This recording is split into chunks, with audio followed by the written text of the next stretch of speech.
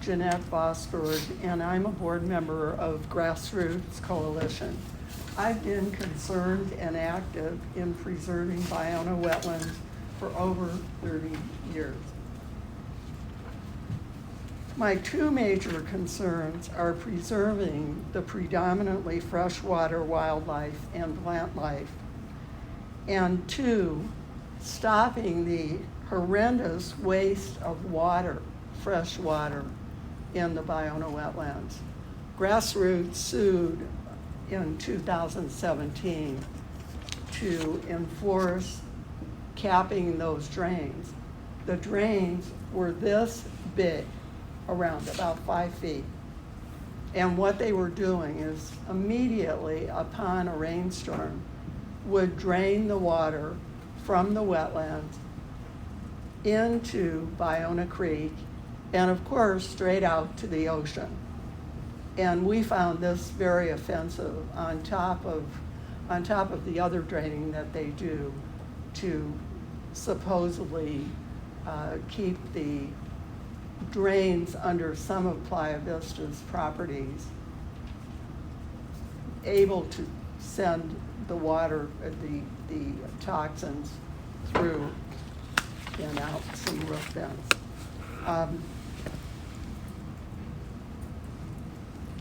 I was heartened by the designation of Ballona as a terrestrial freshwater wetland.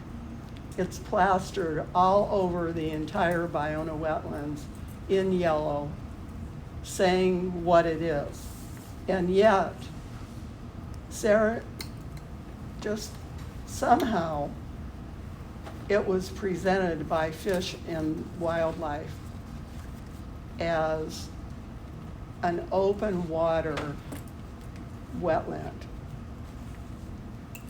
And what that means is their intent is to dig out about 400 acres of the almost 600 acres, dig it out 25 feet deep, and let salt water intrude upon 3 aquifers in Ballona. And now on top of it, we have an area where we're dealing with sea level rise. So we're going to, wetlands generally absorb water when it rains, and that keeps it and allows it to go into our aquifers. But somehow, Playa Vista and California Department of Fish and Wildlife have seen fit to present an erroneous picture of the wetlands and say that they're saltwater wetlands. And 30 seconds, Ms. Vosberg. Anyway, I'm very disappointed that the intent of the groundwater sustainability plan for Santa Monica Basin insufficiently and incompletely on the south side of Ballona Wetlands Ecological Reserve. We have no wells to test what that's doing to our water table, and to my way, it's just not right. Thank you, Ms. Vosberg. The next speaker for our public forum is Ms. Kathy Knight. My name is Kathy Knight.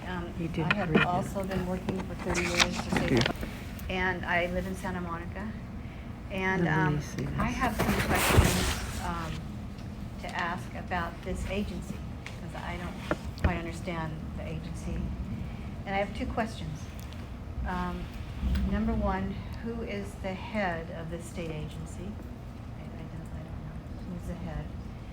And has the head of the agency established and maintained an active continuing program for the economical and efficient management of records and information collection practices for the program for wanting to know different information and sharing that with the public? Okay. Thank you. Thank you. The next public forum speaker is Ms. Patricia McPherson. Yes, to continue on with regard to policy issues, I would like to find out, we do have comments that have been placed that have had no response whatsoever as to an RFP being done. I would like to know how long DUDEC has been working with the city of Santa Monica. Are they the company that has been involved with the MTBE contamination? And did actual RFPs go out in order to, bring in a company to look at Sigma GDE issues? As they have said, the GDE issues have not been addressed whatsoever. There is a slight comment that, as the DWR has stated, that the company DUDEC and Jill has said that, that they have looked at the very, very scratching of the surface of what a GDE is. Those pictures that you have in front of you are important. We won our lawsuit against CDFW. They have to do a new EIR. So we have a chance here to go back and review these issues. Unfortunately, what I would like to know is, where is all the information that Jill, you and Ms. Gold asked us to provide regarding the site? It's nowhere. It went into a black hole. I have emails from Ms. Gold telling me that I am the one responsible to make sure that any of you even receive some of this information. I don't think that's right. And I doubt, and I dare say, that none of you even reviewed the information. Right now we have on the website some of our most recent comments. That doesn't include the other comments that we've provided to this agency having to do with groundwater data and research that we have done through Public Record Act requests and FOIAs. Where did that go? We have sent it to the DWR, but it has gone into a black hole. So we need to know the legal standing of who is the head of this agency, who is the legitimate body for receiving this information. We don't even have a custodian of records. We have someone on one hand being told from the city of Santa Monica, this is not my job.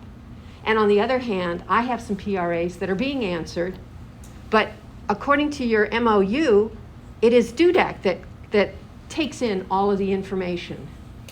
Well, I don't think that's proper either for the company to be doing that. So I think all of these issues need to be addressed and addressed legally.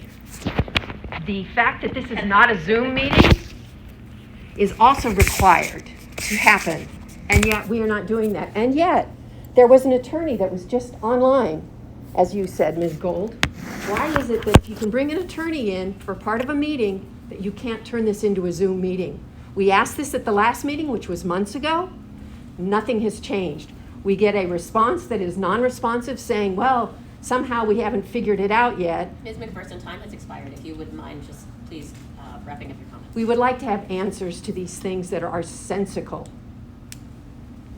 Bional wetlands is a huge issue. The lower portion of this basin is a huge GDE issue. And there has been nothing done per the protocol that's required to even understand it. Thank you. Thank you. The next item on our agenda is item number 7, letter. Those are, yes, that's public comment for, well, this is public forum. So public forum is separate from public comment. Public forum is for items not on the agenda. But yes, we don't have any more speakers for public forum.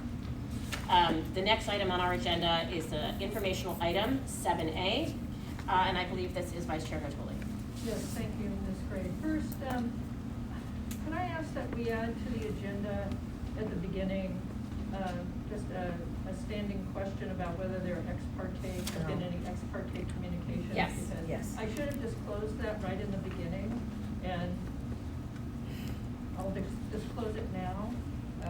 Then I'll discuss item 7A. So my ex parte communication is, I reached out to representatives from the Grassroots Coalition and asked for a meeting where they could express and explain their concerns about the groundwater sustainability plans analysis of the Bional wetlands. We met virtually on 10 and 17 July. I met with representatives from the Grassroots Coalition, from Los Angeles Audubon, and from the Bional Ecosystem Education Project. The representatives gave a presentation and I asked clarifying questions.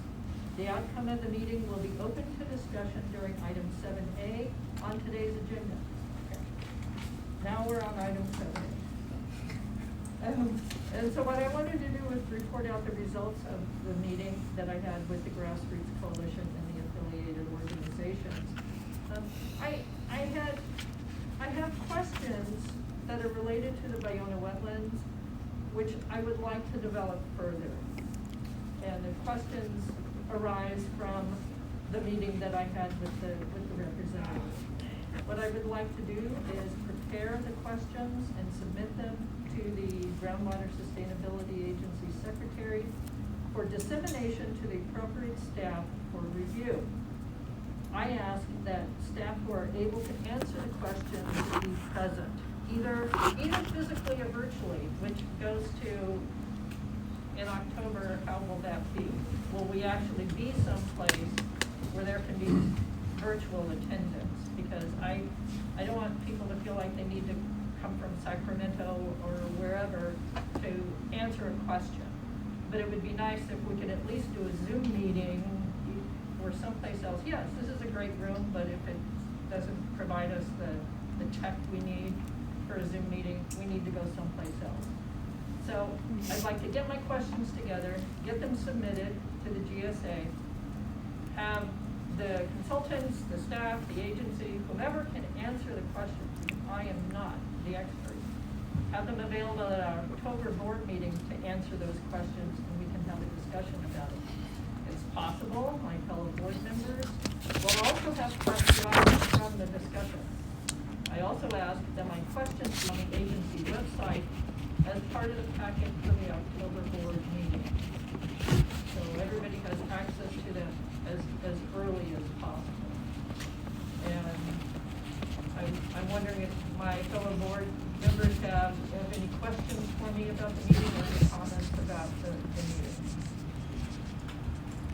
Well, it sounds like you have questions, though. I guess I would just generally ask, is there any understanding that, or from the meeting that you made you feel necessary to share with us in terms of what you learned, or at this point, or is that too early until you have any questions? It is too early for me to say, so I have it written down and can go through the order in my head. I feel uncomfortable. And I go very busy with politics. I do have that, so I've been thinking there is going to be plenty of that. Thank you for You're welcome, and I just want to say the reason that I asked all of these questions is we hear the same questions and I'm not sure why. So I wanted to hear for myself what the issues and concerns are. Because again, I'm not a scientist or the expert. And then develop my questions and then say, okay, let's get everybody in, answer those questions, whether I'm happy with the answers or not, or the public is happy with the answers or not. At least we'll have the answers, and then maybe we can move forward from there. So thank you very much. I just have one more comment question. I guess more for the board. I know it's been going on for a while, the Bayona issue. There's different parties to that too. So I'm curious if maybe we should reach out to other. I know there's other nonprofit groups working on this as well that may have a difference in opinion on something going on. Maybe it's worthwhile if we're going to take that comment, if we're going to take the opportunity to learn, maybe we should reach out to others as well.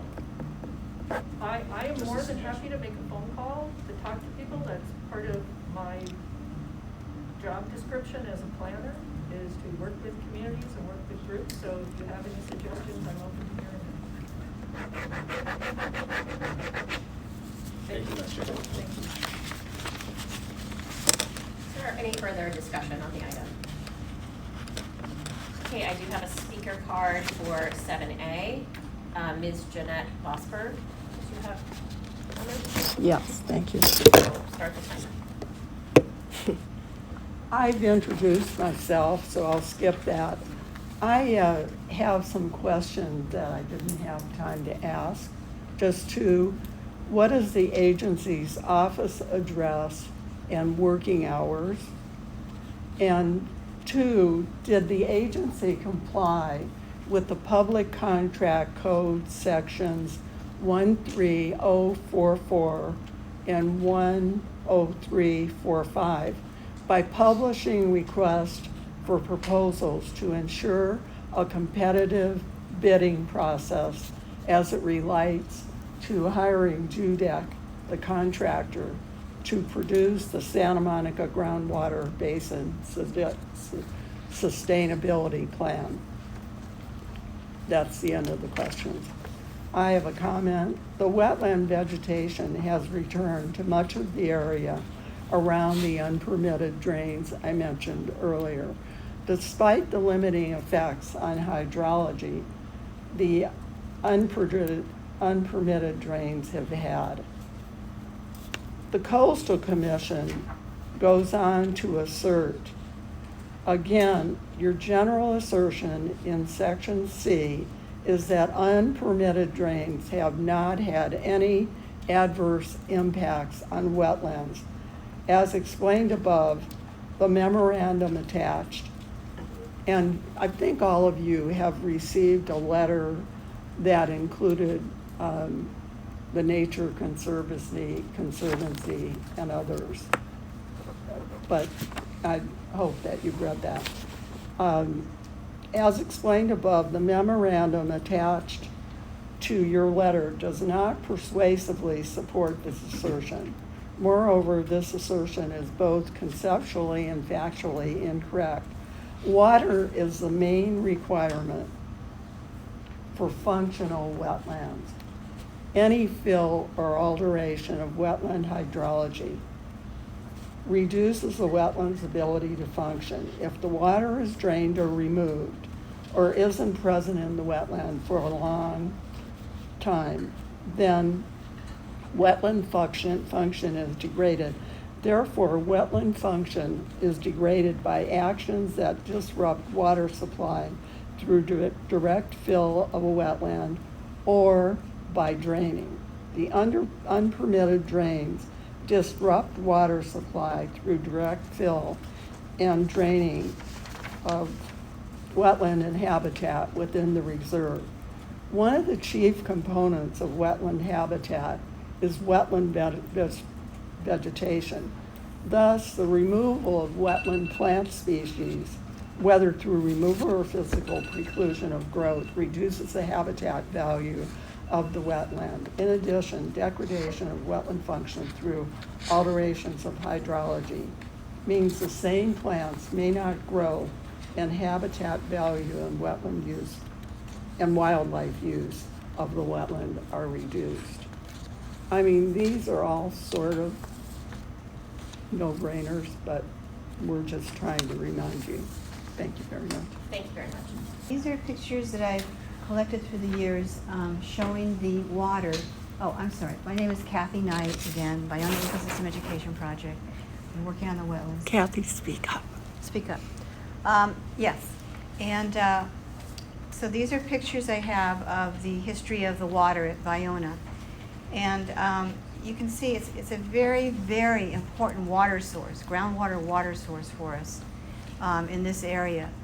And it has freshwater, drinking water aquifers there that should be protected from saltwater intrusion, from the plan to bulldoze the wetlands and bring in salt water, which we, again, as Patricia said, we recently won a lawsuit on that.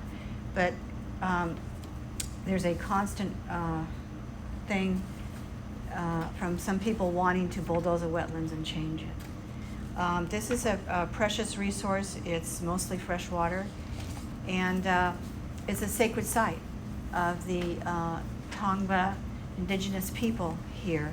And I worked for years with the most likely descendant of the Tongva people who worked on Sa'angna. Biona is called Sa'angna, is the Tongva name for it. And they've been living here in this area for 10,000 years, but they were mostly killed off when settlers came in. But they're still around, and I've talked to many of them that care very much about this area. And John Tommy Roses worked for many years to protect the water in this area and to protect the land. And so the main thing is to,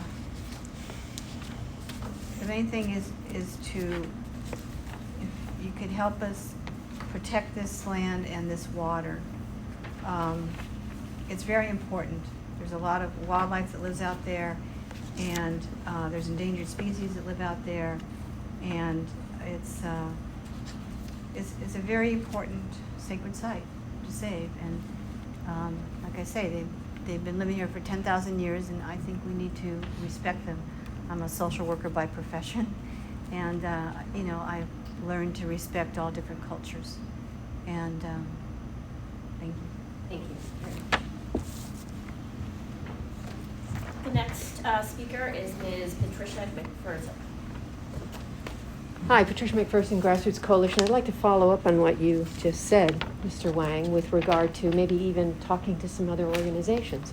Well, perhaps you should read the litigation, because I think that would give you a pretty clear indication of what has happened. But in addition to that, I would ask, why hasn't anyone else, as per your request, been brought in the past years? We have been coming to the GSA for years, and yet none of this information has been inculcated into any process information. In fact, it's in a black hole. We need to find out where the data went, especially when Ms. Gold, who, again, to address your concerns about entities, and we know that City of Santa Monica, while our city council members here are very much concerned about Ballona, but their interface with this group is virtually nil, according to what we've learned in interviewing with the city council members. Nobody even knows what Sigma is. It sounds rather like, what is it in college? Sigma Phi and all of that. Nobody even knows what it is. So how are they going to know what a groundwater dependent ecosystem is? You now have letters coming in to this body and to various cities, because Mayor of Culver City, city council members there are now looking at this saying, Mr. Singletary, what happened to this? Jeanette and I came to you years ago, and your attitude was, well, this isn't an issue. But it is an issue, because it is part of Sigma. It is part of the Sustainable Groundwater Management Act. You must do a GDE review. And if you look at the MOUs, which I doubt did you read the MOUs? The only discussion in there is about the city of Santa Monica being the only one with drinking water wells. And even in this latest thing for today, it is only discussing how those water wells are affected by the golf course and that litigation and so on. It has nothing in there about the GDEs. So either Dudek is incompetent, or I dare say, perhaps they've been directed not to look at these issues. And certainly Ms. Gold, who happens to be married to Mark Gold, who is an antagonistic person with regard to wanting to turn Ballona into a saltwater bay, I do believe that's a conflict of interest. Because when we first came to Ms. Gold, she was outraged at the fact that even with those drains, we didn't have reports on them. But that's all evaporated. It's all gone. We have been told this is an ongoing process. Well, we keep giving, and it's not showing up anywhere. This is wrong, what is happening here. You have not paid any attention to the Native Americans. The Nature Conservancy, the Union of Concerned Scientists, et al. Please raise your hands. Has anyone read that? It's in your Appendix C, which is not marked for what's in there. And I dare say, from what we've learned, nobody's reading this stuff. So before you go talk to others, perhaps you should look online at what is there, and also wonder what isn't here that we've provided. I'm sorry, I am angry about this. You waste my life. And I work as a volunteer to provide this information. I've been working for 30 years, and we've won every litigation that we've ever had. I've worked with the City of Los You Angeles. wouldn't mind wrapping up, Ms. McPherson? And I will wrap up. We have asked to work with you, and that has not happened. I very much thank Ms. Natoli for outreaching to us. Had she not done that, we would have nothing. Nothing. Shame on you. This is our planet. This is our time to do something. Thank you. Thank you. The next item on our agenda is item 7B, presentation of results from assessment of potential future private well demands in the Santa Monica Basin. Dr. Whiteman. Thank you. Good morning, everybody. Hopefully I will speak loudly enough. If not, let me know. I will raise your hand in the back and I will use the mic. Let me see if I can disconnect this line here. So as Ms. Gray said, this is item 7B, presentation of results from an assessment of potential future private well demands. I want to emphasize this is potential, and that this item, I believe, was accompanied by a quick one-page memo in your board packet indicating that this was brought about because you will be hearing later today about the request from the Hillcrest Country Club to pump additional groundwater from the subbasin, and there have been other country clubs that have expressed interest, not formally, in potentially also increasing their demands. And so we went back to look at what the overall demand may be if every private country club in the basin were to switch solely to groundwater. So I'm going to walk you through the assumptions here. These are very much what I would assume to be a worst case scenario at this point in time, but I'll take you through what that would look like just as an item of context for potential future demand. So I've touched on this a little bit. The background here is that the Santa Monica subbasin does have 6 country clubs with landscape irrigation demands that were not explicitly modeled in the GSP. So the demands from these country clubs were accounted for in the GSP in the overall water demand for the basin, but no well was placed in the groundwater model for the GSP to look at the impact on groundwater elevations in the subbasin. So part of the reasoning for that at the time is that groundwater use, imported water use, and total demands were not well constrained at the time, and they continue not to be well constrained from these private producers. So as we mentioned before, there was a request to review groundwater production from 2 new wells at the Hillcrest Country Club, which indicated, and some other communications also indicated that there was the potential for increased groundwater demands at all, or at least some of the country clubs, aside from the known one from Hillcrest. So DUDEC reassessed the potential irrigation demand from the golf courses based on the estimated demand provided by Hillcrest in their report that is also, I think, part of the board packet. We did that looking at the irrigated acreage of each of the buildings and pavements to the best of our ability. Assigned the annual demands based on location in the subbasin, and this is really where we get at this idea that this is likely a worst case. Based on our understanding of the Hillcrest report, there would be an overall demand there for that particular site of 3.9 acre feet of water per acre per year. That is a very high demand. Typical demand is more on the order of 2.5 acre feet per acre. Our understanding is that some of the increased demand there is in relation to water quality, but I think Hillcrest can speak to that better than I can. If you have to produce water, run it through a reverse osmosis system, you don't recover all of the water that you pumped out of the ground. You pump more than you actually are able to use. And based on this, we know that there are water quality concerns that would require reverse osmosis in the eastern part of the basin, subbasin. So for sites in the eastern part of the subbasin where we may have those water quality concerns, we assign this demand of 3.9 acre feet per acre. For other sites in the basin, for these 6 country clubs, we assign 2.5 acre feet per acre, which is a more standard demand. And then the total potential groundwater demand from all of these sites could be as high as 2,800 acre feet per year, based on these assumptions. Again, this is high, but that could be as high as 2,800 acre feet per year. Intera went ahead and modeled production based on wells that we could find information for on their screen intervals, locations associated with the country clubs, in order to examine some of the potential impacts from pumping. So looking at water budgets, right, flows from the ocean into the basin are a concern for this basin. We don't want to induce seawater intrusion. Flows across the southern boundary of the basin into the West Coast Basin. We need to ensure that the West Coast Basin can continue to manage their basin sustainably under adjudication. Looking at water levels for drawdown and hydrographs, and RMS here is the specific monitoring points for designated and safe representative monitoring sites.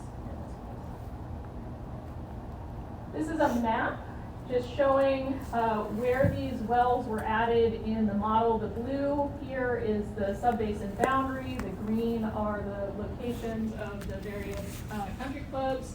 And then the kind of bright blue dots are the wells that were added to the model to represent groundwater production locations in the model.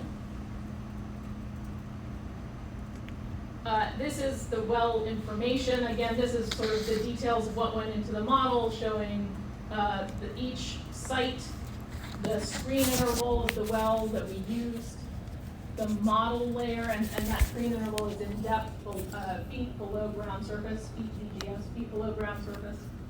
The associated model layer correlate to in the groundwater model, and then the pumping rate estimated in both acre feet per year and gallons per acre. This is a map showing additional features that are required to be looked at under SEWA and are addressed in the GSP. So those include the pink and the yellow are severely disadvantaged communities and disadvantaged communities, respectively. There are geotracker sites, meaning sites that have groundwater contamination concerns. Those are shown with the little dots. The groundwater-dependent ecosystems are shown in the bright green and the blue hatching there.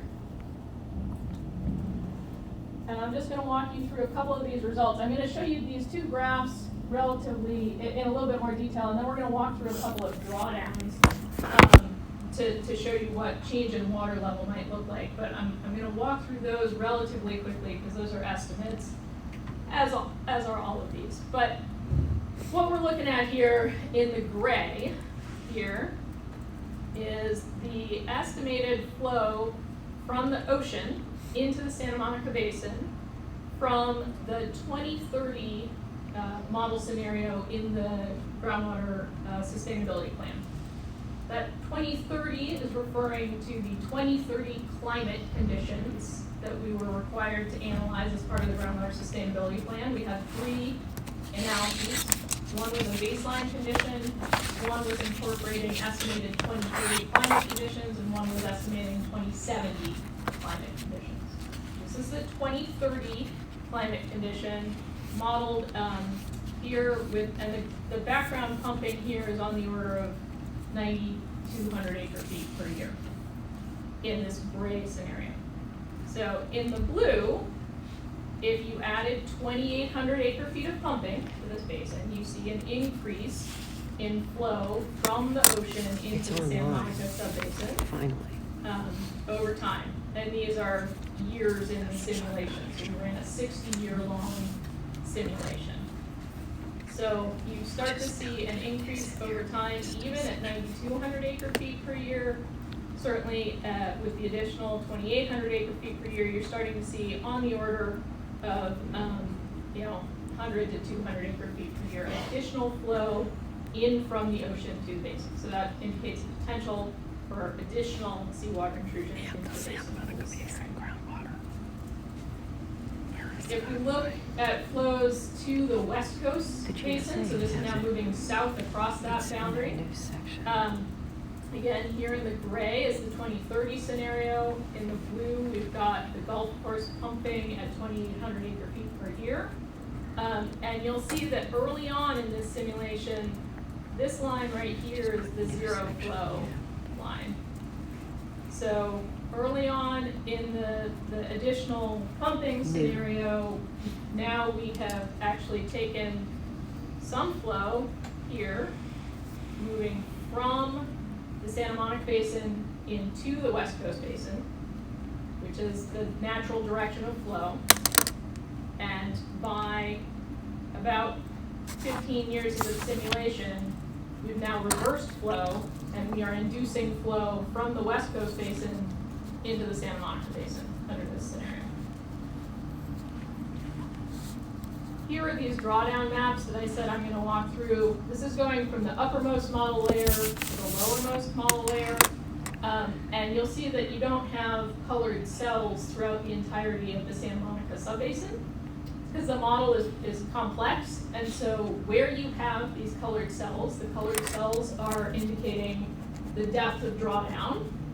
That is shown over in the color coding over here in feet.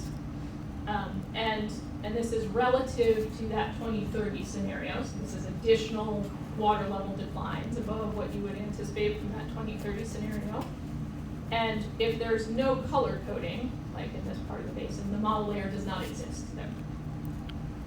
So as we walk through in the shallowest layer, we've got maximum drawdowns on the order of 10 to 20 feet. We move down, those drawdowns increase on the order of 40 feet. Continuing moving down into a different layer, another approximately 40 feet. And I'm looking here at these orange colors, 40 feet over here. Continuing moving down, again, an area over here, in the order of 30 to 40 feet. We're seeing that perpetuate as we move down through the model layers. That would be the equivalent of moving down into the earth. I will offer a note of caution on this. I think the model is particularly poorly constrained in this area, and I think that the depth of the pumping well actually in this case went into a layer that is in the model very poorly conductive. So you try to draw from it and it sucks the water down. I don't think a driller is going to actually screen a well in a poorly conductive layer, right? So I think this may be a bit of model error for this lowest layer here. What I think is more instructive is if we look at the water levels at these representative monitoring sites. So we have two sets of representative monitoring sites associated in the basin with where we have known monitoring wells of known screen intervals. And again here in the gray, this is the 2030 scenario from the DSP. The green is the additional scenario. And what I want to point out here, and now I've lost my cursor, is if you look at, there may be some model artifacts, certainly in the beginning portion of this. But if you look either from the beginning of the record to the end, or if you want to eliminate what may be some model artifacts, start up in this model, and look from on the order of 7 to 10 years in to the end, in the gray, you see that water levels are stable or perhaps increasing slightly over time. They come up and go down with demand, with hydrology, but they're stable to increasing over time. And so in the GSP, as we look at that, we determined that this is approximately within the sustainable yield of the basin. If you look at the green, not surprisingly, when you add that to pumping, even if you eliminate that startup period, the water levels decline by the end of that simulation, and that would be a little bit more challenging to justify the DWR as a sustainable production over the long term with long-term declines in groundwater. The same is true when we look at the second set of monitoring wells. You see a similar pattern. The gray is more or less stable to increasing over time from the beginning to the end, again, with fluctuations in the middle, and the green has declined. So I don't think it's surprising to anyone in this room. This is I actually will hide that. That's showing you all the different model layer depths. I don't think it's surprising to say that when we were looking at the sustainable yield, we came around to this number of on the order of 9,200 acre feet per year, certainly with some error involved. But when you add an additional 2,800 acre feet a year of pumping, you're not seeing it maintaining the sustainability criteria that we set up in the GSP. So this is an informational item. I'm happy to take questions on this, but there's no vote required on this. Any questions? Just to clarify, what's the sustainable yield that's described in the plan? The GSP has a couple of different descriptions of the sustainable yield. So the model sustainable yield is again on the order of about 9,200 acre feet per year. Historically in the plan, we also reviewed other documents that were available. And so some of those ranged up, and I don't quote me on this, but it was certainly over 9,200 acre feet a year, maybe as high as 18 is what 18,000 acre feet per year was what comes to mind. I'd have to look at the exact plan to see that. My caution with those historical estimates is twofold. One, we have a better model representation of the basin than those did at the time they were produced. And two, we need to look at all of the sustainability indicators. And so over time, the definition of sustainable yield or safe yield hydraulically has changed a little bit. And so now we have to look at it through that signal lens. Any other questions? Maybe Joe, can you clarify the statement you had made? It was the demand for irrigation is not modeled, but it was. Yes, good question. So we did not, if I go back to this slide,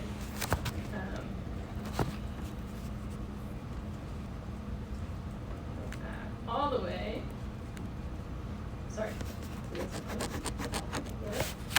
These well locations were added to the model for this particular analysis. They were not in the model that was used or run for the GSP.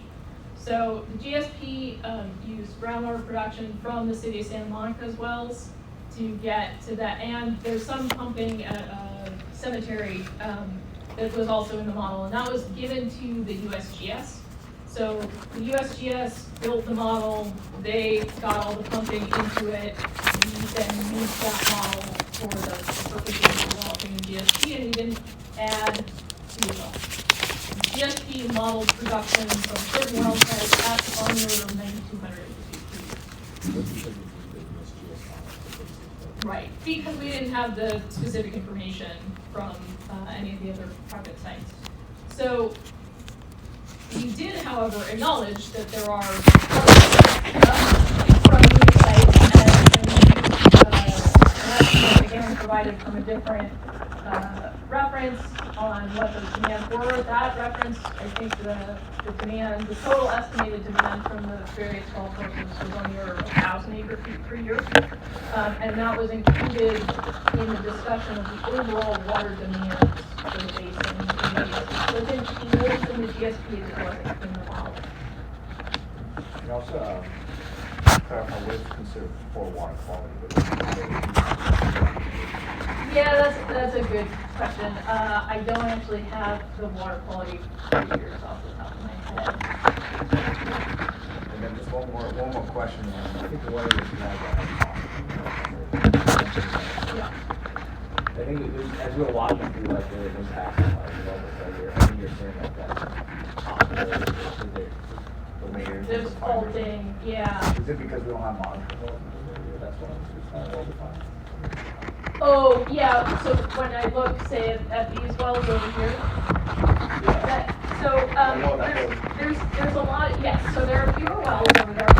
Or, it's a complex geologic basin, right? So you've got uplift and shallowing of layers up against the Santa Monica Mountains. And so I think the other thing to keep in mind is that, in this particular side, when we look at the area that is present in this model layer in this basin, you've got a slice through there. You'll see that there is a great deal of present model outside the basin boundaries. This is a regional model, right? And so for the USGS to go into that one slice of this broader regional model would take additional effort, and that wasn't the focus of their study at the time. They'll get there, right? So I think it's in that little area because of the complex geology, it's really constrained. Well, I guess the question really is, we wanted to understand, because I know the USGS model is on a lot.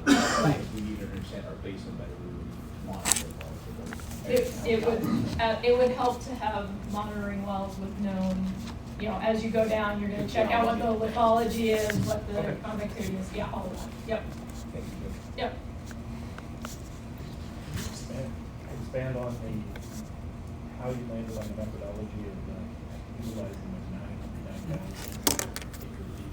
In the GSP? Yeah. Yeah. Why the difference? Sorry, the difference Well, between. you said that you used 1,000 acre feet In the in GSP? the GSP, but in this model, we Right. the 9,200. Okay, so I think there are three things that I should be clear on. So in the GSP, the estimated demand from all of the private pumping, aside from the cemetery, because we had that model, was on the order of 1,000 acre feet. And that included these golf courses. Correct. But we didn't have any wells in the model to specifically target pumping locations. The 9,200 acre feet per year in the GSP is the estimated sustainable yield using the model. And then the 2,800 acre feet that we added to that right now was if the 9,200 acre feet is already accounted for in the model and we needed to add in an additional 2,800 acre feet, what would that look like as far as drawdown or impacts to water levels? The UC Cemetery, not the one that was today. No, it's Culver City and County is LA, I think. Holy Cross. Oh, okay. And then that 9,000, so that included it. It included the Yes.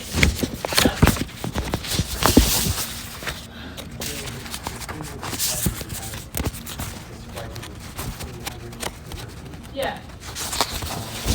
Was that verified or discussed with any of the? No, it was not. courses? No, so there are big assumptions in that. And I want to be very, very clear about that. This is not, nobody has asked for this level of pumping at this point in time. Nobody has verified that this is the actual demand. This was a for context, worst case scenario. Sorry, those numbers are essentially based on acreage, estimated based on acreage and assume like the 2.5. That's right. With the fee break over that. With a few sites at 3.9.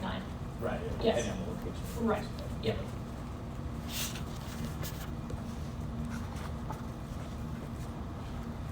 Any other questions or comments? I don't have public speaker cards. If you'd like to speak on this agenda item, you may fill out a public comment card, please.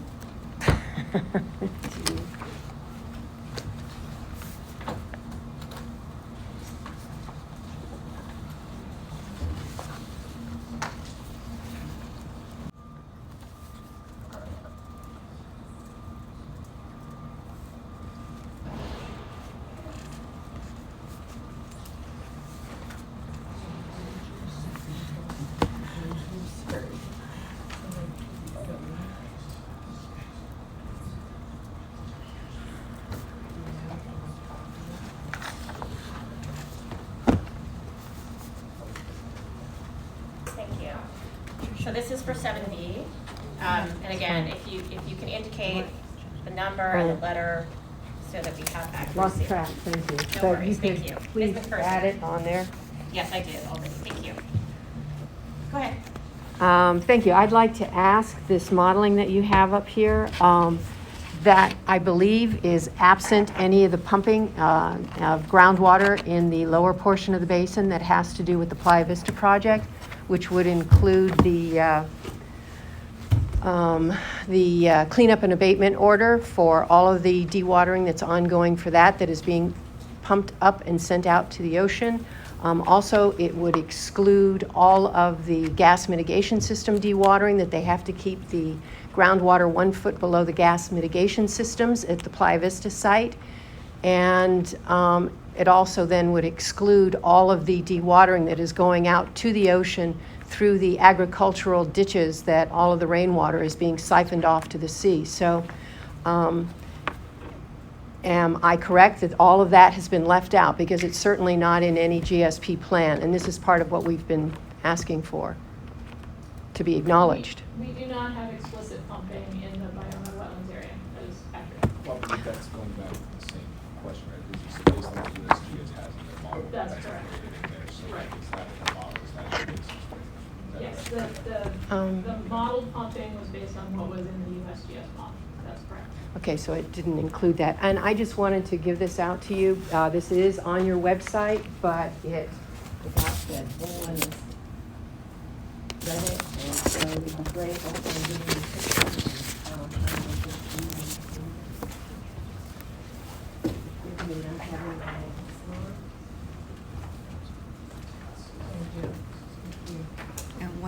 Also, with that, we have the Grassroots Coalition, we have the LA Audubon, we have the Biona ecosystem that is also in, it's called Appendix C. But it doesn't say what Appendix C is, so I doubt that anyone has reviewed it. But those are our comments to the GSP that was approved that excluded all of the pumping information regarding the lower portion of the basin. Thank you. Thank you. Our next speaker is Ms. Jeanette Foster. Yeah. Oh, can Hi, to them. my remarks are short. When I looked over the agenda earlier, not today, but earlier, I was struck by how much information there was on these golf courses and the absence of information on the Biona Wetlands Ecological Reserve. That something as significant as the millions of gallons of water that gets sent out to the ocean on a daily basis, about a million on a daily basis, that the golf course can have so much focus when a watershed that is really important gets almost no oversight. To me, it's just beyond belief. And I did read through this whole report. That's why I haven't listened. I did read through this, and I'm amazed that the competence with which this was done is totally lacking in looking at something that should be classified Biona Wetlands Ecological Reserve as a GDE. I mean, there's no time for that, but there's plenty of time for this. It's amazing. Thank you. Thank you. Our next speaker is Mr. Spencer Wessel. I had a question on the 2,800 number. Wouldn't any existing historical pumping, like that's been going on for, let's say, decades, have been accounted for in the model build based on boundary conditions and calibration? And so the 2,800 is any new additional pumping, is that correct? It's a good clarification. So the short answer is yes, in calibration, that existing model pumping should be in the water levels in the basin, right, to the extent that we know them. It wasn't accounted for explicitly in the USGS model, and we struggled with that a lot in the GSP, which is why we didn't want to make any assumptions in the GSP. I'll say it again, this is probably the worst case, right, and it's just order of magnitude informational item for the board, what that level of pumping is, and the potential impacts. I don't think anybody's surprised to see that doesn't come across as sustainable. Cool, thank you, Yeah. that's great. We'll talk a little more with Yeah. our presentation. I appreciate that. Just a quick follow-up on that. So, just to clarify, we're not double counting. This may in fact double count as far as impacts on water levels, right? This is 2,800 acre feet above and beyond the 9,200 that was in the GSP, which water level impacts from any existing production would be accounted for in how the USGS calibrated their model. I think the unknown is like, what is that baseline that's accounted Right, for, right? right. It could be anywhere from 0 to 20. Right. I don't know what the historical Mr. Chair, baseline is. could I make sure that we speak to the room, because even I'm having trouble hearing, not that my hearing is the best, but. I'll use my outside voice. That's, I think the comment that I made was the model could account for anything from 0 to 2,000, was it 2,800. 2,800, because we don't know what that baseline is from each of those golf courses or whatever they're pumping. So it could be any, yeah, you could double count or you may not. So that's the unknown for us, I think. Good point you made. Better? Looking at this, but that's because there's litigation. Right, Trying any to pick other the word. questions, comments? Aside from the board? Okay, I have no more speaker cards, and I don't have any more speaker cards, so we're gonna go on with our next agenda item. Again, if you have items to comment on in our action items 9 ABC, please provide your speaker card to us. So again, we are closing out informational items. The next items are action items. 9A is recommendation from legal counsel on GSA bylaws. Yes. 8A, Mr. Yes, I'm sorry, yes, 8A.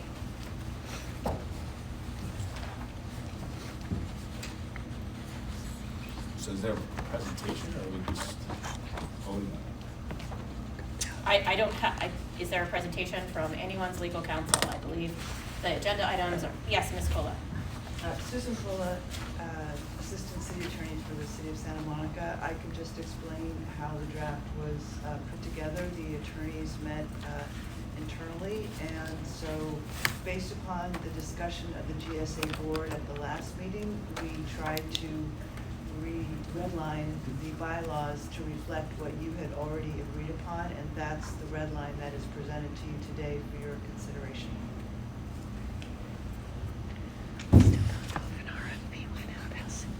Are there any questions or comments on that? I have, I can start. Regarding the rotation of the vice chair and chair, the city of Beverly Hills believes that it could rotate potentially between just Santa Monica and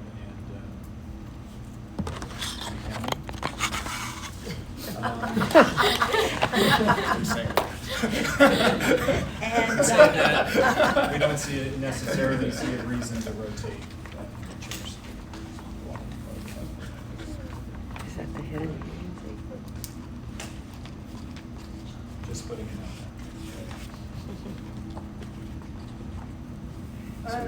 Not that I necessarily. I don't know how to respond to that. Not that I necessarily have a personal issue with that, but it just seems to me if we're all for one and one for all and one big happy family, you just take a turn being the chair and It's not that bad. How is I it? think How is logis- it? How is it? meeting is Chair way? logistically, I mean, it's, the meetings are here, the consulting staff is through Santa Monica. So I just think it would be cumbersome and challenging to take that role on how? for those reasons. Just because the coordination and those efforts. I don't know, Culver City or LA. Just something that we were thinking about. I don't think we necessarily have to meet in Santa Monica, and I think there's a cost share on the table in terms of consultancy, so from Santa Monica's ballgame, so to speak. Yeah. I would like to agree with what you're saying, but I tend to say that Because the we vice don't wanna be chair has a bored. good point that it should probably be rotated amongst all 5 groups. Do we want to introduce a straw poll, Ms. Coleman? Yes, I was just suggesting that as ideas come up, it perhaps would help if you do a straw poll to see if you have unanimous consent on whatever's being proposed by a board member, so that way you can just move on. This is why city council people have to tell We have their clarity. residents.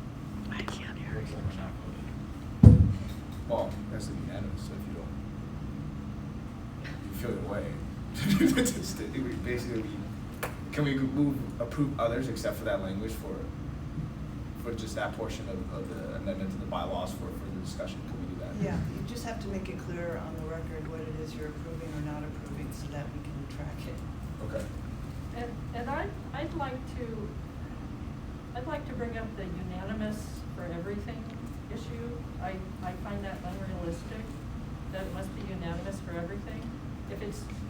I absolutely agree with, if the agency were to consider imposing a fee for groundwater extraction, that should be unanimous. But otherwise, maybe just a supermajority, maybe 4 out of the 5, because it just might be unrealistic to always have a unanimous vote on everything. There will be issues where we don't agree, and it might even be a minor issue.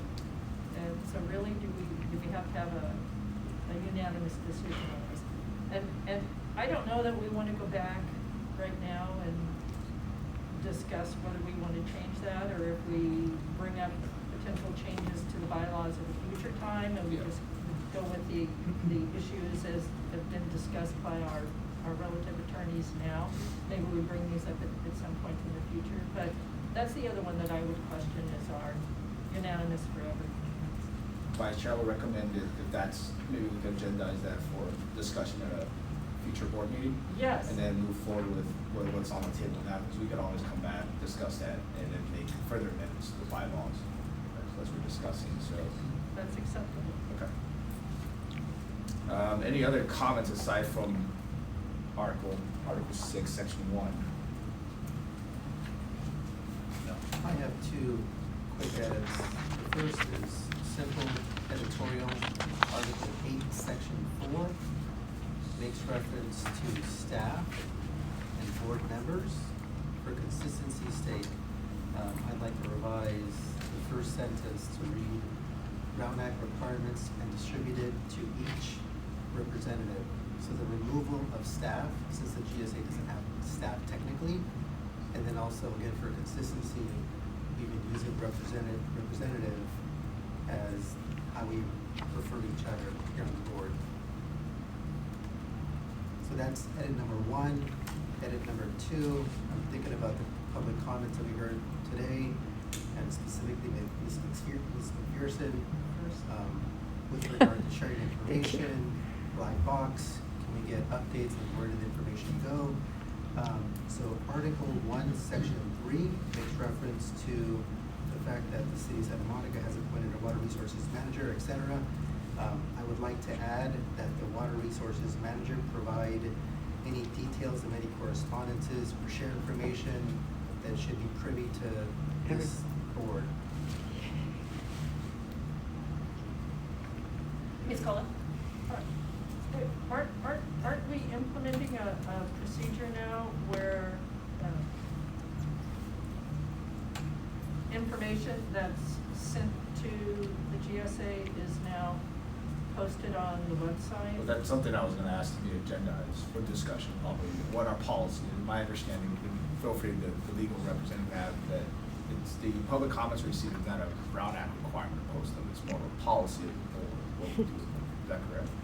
Well, I think, I can't speak on behalf of the board, I'll just say what, on behalf of the city of Santa Monica, the question about responding to PRA requests and posting of information, this is something that the board, in the city's opinion, could vote on as a protocol. So if your decision is to post everything that comes from any source online, that's fine, that's within your purview. The one thing, because I think there is a lot of confusion about whether there's a head, there unfortunately is no head, because we never formed a joint powers agency, there's no separate legal entity, so it's a coalition of cities. There is no head, and we are not a state agency. We implement state law, but we are still considered local agencies. So when, this is something that the board could also consider at a future meeting, what the PRA protocol should be. But in theory, every city has their own obligation to provide whatever records are subject to a PRA request. So, and I think the last request that was made to the GSA was made to the individual members, but, the city responded, the city of Santa Monica responded as if the city had to produce whatever records it had regarding the GSA, and so each member city would have that duty, I believe. The other attorneys are here, we can speak for the other agencies, but the point is that you do have an ability to adopt a protocol to make it clear to the public what the protocol should be, and we can post that on the website, because the city did host the GSA website. So in that regard, we did take some responsibility for disseminating the information, but this is definitely something that could be agendized so that people don't get frustrated. Yeah. Okay, so we'll add that to the next agenda for discussion. And just before I forget, the policies, I guess, we have with regards to Public Records Act, as well as what do we do with the public comments that we do receive, how to best handle that and post that. Records Retention Act. Thank you. All right, so going back to matters at hand. So there's the amendments. I think the first one's editorial. Second one, I believe that may need to be discussed amongst the attorneys on that language. So how do we want to best proceed? We can suggest some language Okay. and make it available for everyone to review in advance for approval. Great. So do you want to go ahead and approve with the amendments, absent of the edits on Article 6, Section 1, and move that forward? No, that's this Fine. guy. Okay. Did you guys catch that? No, if you could speak up, yeah, So the- everybody use the their motion- outdoor voices. The motion would be to approve the amendments to the bylaw with the exception of Article 6, Section 1. It would also approve the bylaws incorporating the editorial comments that Director Gonzalez pointed out. And then the other amendments that City of LA Director Gonzalez will come back to the board in the future. So that's the motion. Yes, Sorry, it's a, yeah. totally fine. Thank you, So and so, I'll make the motion. okay. Do we have a second? I'll second. Thank you, Mr. Welsh. Okay, let's go through the roll call. So, Mr. Singletary, Yes. Mr. Welsh, Yes. Mr. Gonzalez, Yes. Vice Chair Natoli, Aye. Chair Witt. Yes. Thank you. Thank you. Thank you. Great. Appreciate that discussion and the clarity, and thank you for raising your voices. The next item, which again is an action item, is item 8B. This is discussion of GSA administrative cost sharing between GSA agencies. I believe Dr. this is a Weinberger. continuance, right, from us? That's correct, it is, yes.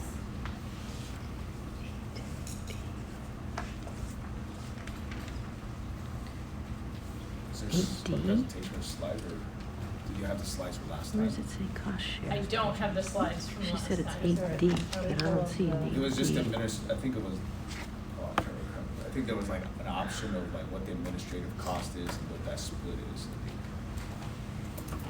Last time.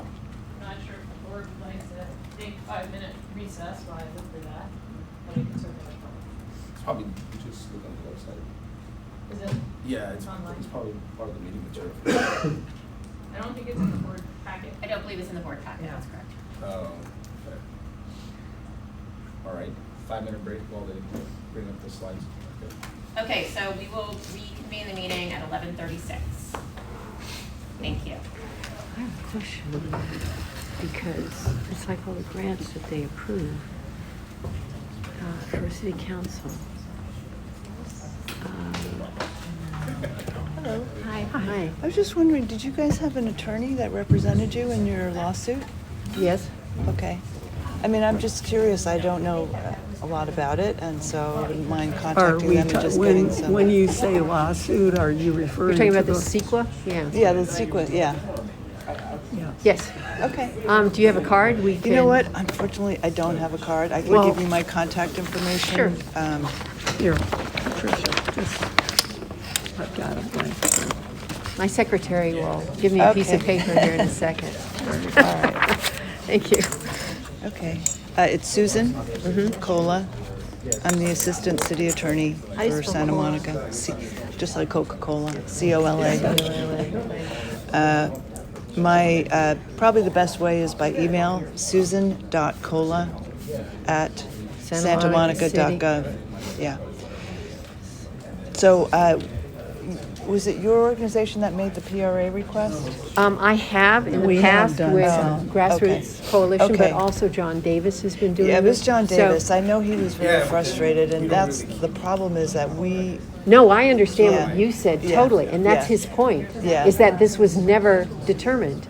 And it's Right. like the RFP that I asked about. I don't know that an RFP ever went out. Yeah, I mean, whatever records we have, I mean, we just have a legal obligation to give you whatever records we have, and therefore, Right, that's so therein. what we have, but we don't. No. Yeah. I believe me, Yeah. that's what we're trying to point out to them. Because, Yeah. for instance, one of my PRAs asked for any and all communications between the GSA members, all the emails. So that would have had to have gone out to each and every entity Right, that is which it part of did. this. And I don't know, because I wasn't able to go online and see it. They sent me a new password, so I will go look. But I just these are all wanted to thank issues you that for your remarks on the meeting before. we're never prepared for, you know, and it's not the city of Santa Monica. And for instance, when I said the council members of the city of Santa Monica, they don't, you know, it's like some girls club or something. They don't even know what Sigma is until, you know, one of these guys says, hey, can we get an approval from you for a DWR grant for our monitoring well over here? And the city goes, okay, except when we did go and raised Bayonne as an issue being left out, they said, whoa, wait a minute. But we're the only ones that have been connecting the dots. So, and that's not on you. It's them and adhering to the protocol that you were saying and they were saying. It's absent. And that's what John, because he's not an attorney, but he has been being engaged in a lot of this type of issue. So he's able to articulate it in ways that are helpful to us. Let's put it that way. No, this was to go to them. Them Yeah. as part of all of their file.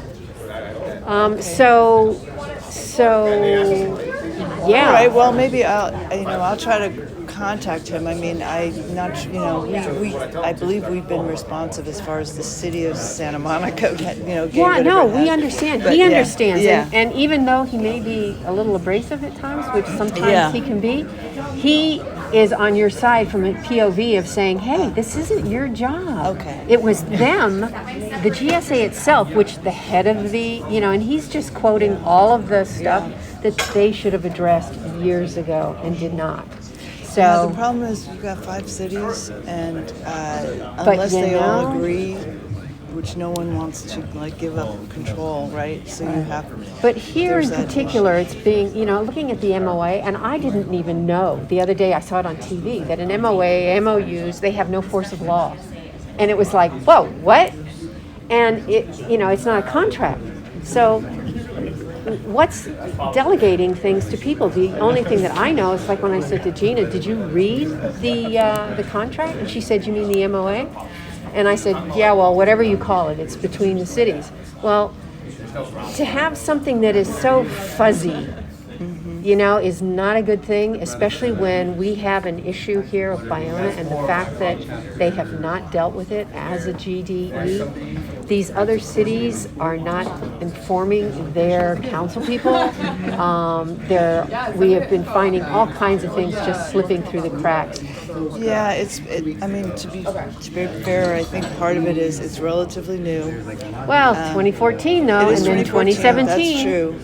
And they haven't outreach to the Native Americans. I mean, they maybe haven't. if we were in the eastern part of the state where you've got agriculture and all that, but there would have been a district formed or a JPA formed with a legal entity. but the cities did not agree to that. But perhaps they should have, and certainly Yeah. should have addressed it, because Yeah. right now, for me, it's like with Lizette to say to me in an email, go find their email addresses on the website and you send it. I mean, it's like, there's no Records Retention Act situation. Yeah, that has to be flushed out, but the issue has been daylighted, I do think Yeah. they want to address Yeah. it, so. Yeah, I so think- I appreciate it, we're not, please don't think we're coming down on you at all, because we're not. We're just saying this needs to be dealt Your with. explanation is the first time I really understood how little control anyone has. Right, even we have 5 attorneys, we have to like coordinate with each Right, other just to right. agree I- on. And it's been dropped in your lap, and that's not fair. So let's, flesh this out. Yeah, we're not, I think if that could be done, that would be incredible. Yeah, My professor. well, that's the goal, it's on their radar. Well, and we don't want to have to litigate against this, thank you very either. much. Okay, So, all right. thank you. I'd be happy to answer questions.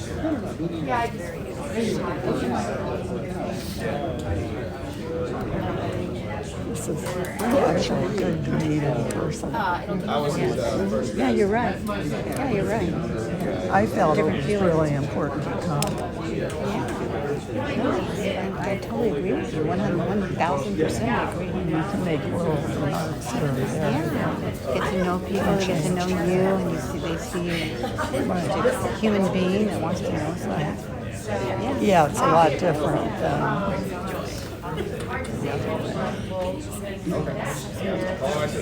and like this attorney from Santa Monica. I mean, her explanation was the first time that I really understood that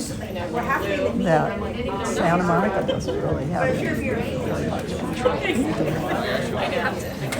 I didn't know that. I'm thinking that they're taking the ball and hiding it, but in a way, they're not.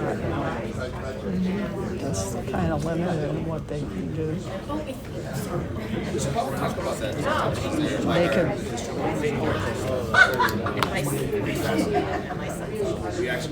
And it sounds like there's going to be some actual discussion of these issues. I think, Yeah, totally. Gina is our ace in the hole of meeting that we've been having.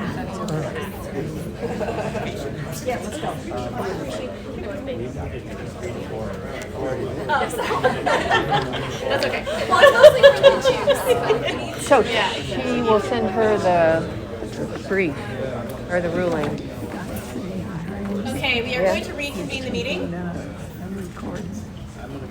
He's actually recording? Yeah. Oh, good. So you are recording? No. What is this then? It's just a microphone for the appearances online. Oh, I see. So there is Okay, it is now all we have 11:40. is We are minutes. reconvening after a break, the July 19th meeting. Dr. Weinberger, 8B. Yeah, thanks, Gray. This is a quick pull-up of a potential cost for the cost-sharing discussion, and I believe this was based on the conversation at the last meeting of what that options for cost-sharing might look like. A reminder, the total estimated administrative costs No over card 5 to years fill out. are on the order of $887,580. If each agency were to take a 20% share of that over the 5 years, that share would be $177,516. There was an example, I believe, that Vice Chair Natoli brought up from a different basin where each agency took just an equal share of a certain dollar amount that was agreeable to that agency. For example, $20,000 each. That is just an example number. You could do it based on land area in the basin, and then the majority of that $887,000 would go to the City of Los Angeles, LADWP. Or if you did it based on pumping, then again, the majority would go to the city of Santa Monica. So those were the potential options to look at, and that is all I have on this item. Thank you.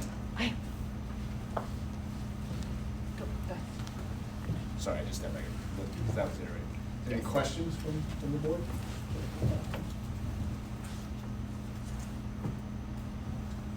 I think, for Culver City, it's probably gonna be about equal, whether it's land area or just split equally amongst 5 groups. So that wouldn't impact us as much. I'm sure other agencies may have an idea. For, based on pumping, we have private pumpers in the area, right? So they would be factored into that cost share, I'm assuming. So that might be, City of Santa Monica,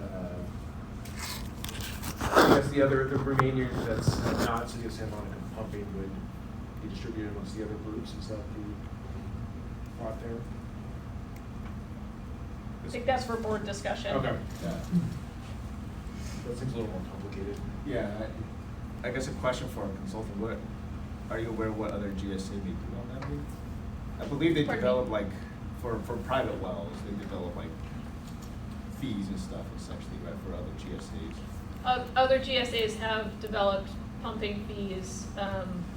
I am not a lawyer, and I don't know the intricacies of the various propositions that you have to go through to implement that, but it's not a simple process. Right, but I believe it's more that they usually charge like a fee, they don't really do the cost share on administrative fees, I understand what it is. I think that's probably more my question. My understanding is that some of those fees can be Used used towards to, that, yes, yeah. right. If you have a comment, you have to fill out a So I form. think There's no the form. cost share on No administrative forms costs left. would be within the 5 acres. And if we want to try to recuperate the cost of, say, a private pumper, then a fee as part of our bylaw arrangement. I'll go ask. We just would, require an MOU that would have to go to our respective councils for approval. We can't commit any agency to expenditures, but for Culver City, I don't see a big difference. The breakdown between land area and equalizing the costs. So I'm curious to hear from other agencies that would have a difference. What your thoughts are. For Beverly Hills, like, obviously the land area, Thanks. there's not,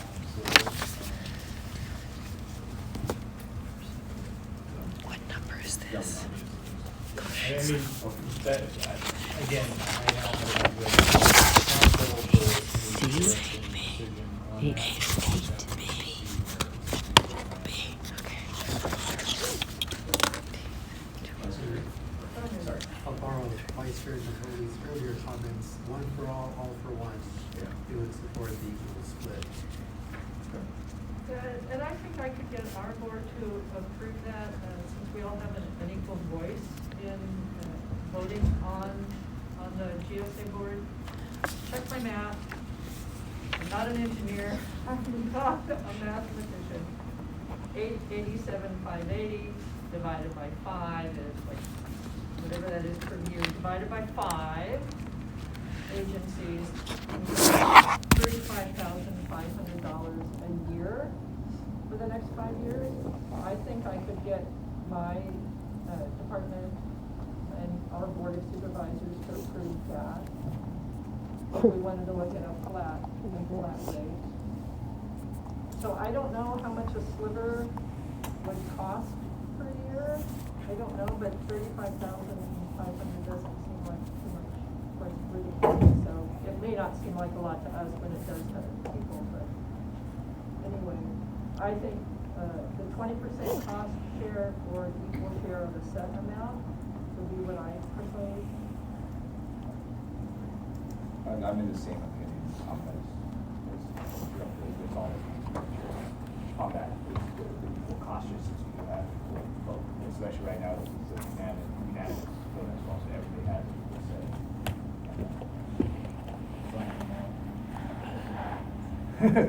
Well, what I could do is report back the findings of the discussion here to my city manager's office and come back with direction. I think there's probably no action to take today. It's more continuance. Go back and seek, I guess, talk to our respective government bodies and come back to the next meeting. Do we have the land area breakdown that at least you'd be able to compare that equal split versus what it would be? And that would I probably don't be have it at my helpful. fingertips, but yeah, we can provide that. That would be interesting, so if we could get that for the next meeting, the next board meeting, something that. Is that the this is a continued item for discussion, and if it were square based on miles? percentage of land area in the It's basin, whatever the basin. how that Hmm? would break down. The basin. Is that, I guess question for the GSP consultant, is that in the GSP in terms of It land, is, the yeah. breakdown? It's a table in GSP, but we can also provide it. So we technically have the land area, we could just divide that number ourselves. Yeah, but that's Save some math. time. I'm allergic to math. That's so funny. Do we need to put everything out to the What, board? I think in our, Because the information's already there, just for ease of reference, to have the GIC consultant email that to us, just the area of this cost, and we could do that math. yeah, that I can do. We'll make it simple. Thank you. All right, so I think that's it for item 8B. There's no action. We'll have to continue that. Yeah, so we can, that's continued. I do have a speaker card on this item. Okay, sorry. And so that'll be 3 minutes. Ms. McPherson, if you wouldn't mind just standing up and projecting. Easier. Thank you. Yeah, once again, we've been part of connecting dots with mayors, city council members. They're not familiar with what goes on in this room. And especially now without Zoom, that it's not easier for them to even watch. But these costs, what I have been asked from people is, who's going to pay for, which hasn't occurred yet, is the GDE for the lower portion of the basin. And we have, and my understanding is that DWR also contributes to this in grants. And certainly I know the city of Santa Monica you've gone to them asking for their approval for grant money for monitoring well fixes and God knows what. But, and the city council says, yes, but that's all through DWR. And I would like to be mindful of DWR and this body being able to talk to the city council people as far as doing a GDE for the lower portion of the basin, which is missing at this point. And we would look to DWR. I've spoken with people from the county and our supervisor office and city council people that have also thought of other ways to come up with funding.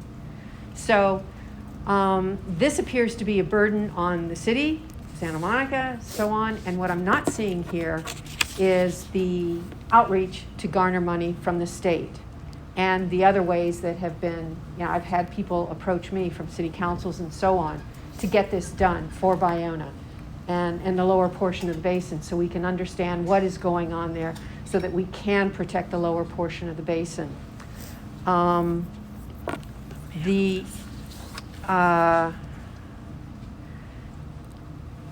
in any case, it just seems to be a gap here in looking at cost sharing, that it's not just, it's not just the cities. And again, to raise these issues with the city council people and the mayors of these cities, to let them know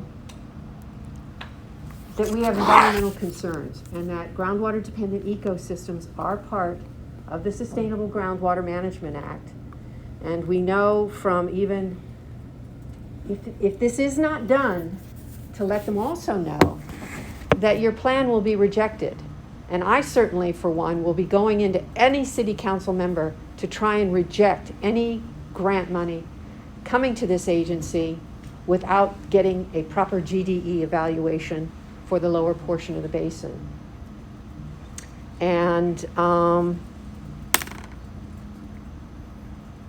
that we do have a great deal of concern from the council people that we have spoken with, from the mayors we have spoken with, And I'm no spring chicken. I've been around the block with LADBS and you name it. And these issues need to be addressed and addressed properly. Thank you. Thank you. Any other public comment? No, we have no other public comments. All right, so it's 8C. Yes, correct. So the next item, is item 8C, Hillcrest Country Club well application. Why did you? Hi there. I'll use my outside voice. Thank you. I'm going to leave the presentation to those much smarter than me. My name's Josh Greer. I'm a board member at Hillcrest Country Club. I'm also, for better or worse, the one who kind of initiated this whole project. And I wanted to just come today, hopefully, to get our verification so that we could complete our well production that we've already had in the ground. Hillcrest has a very interesting history. We've been around for 100 years. We've been pumping for decades. About 4 years ago, I started advocating that we really needed to put together a water master plan to be good stewards for this land that we had.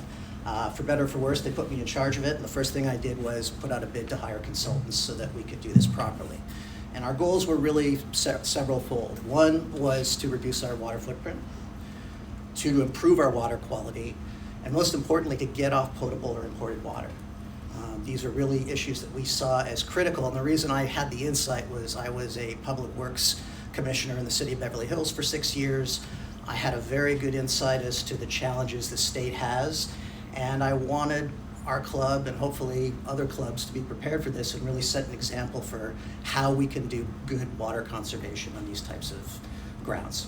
So with that, I'm going to turn it over to Chris Wessel. He's going to give a brief presentation. However, we have tons of data.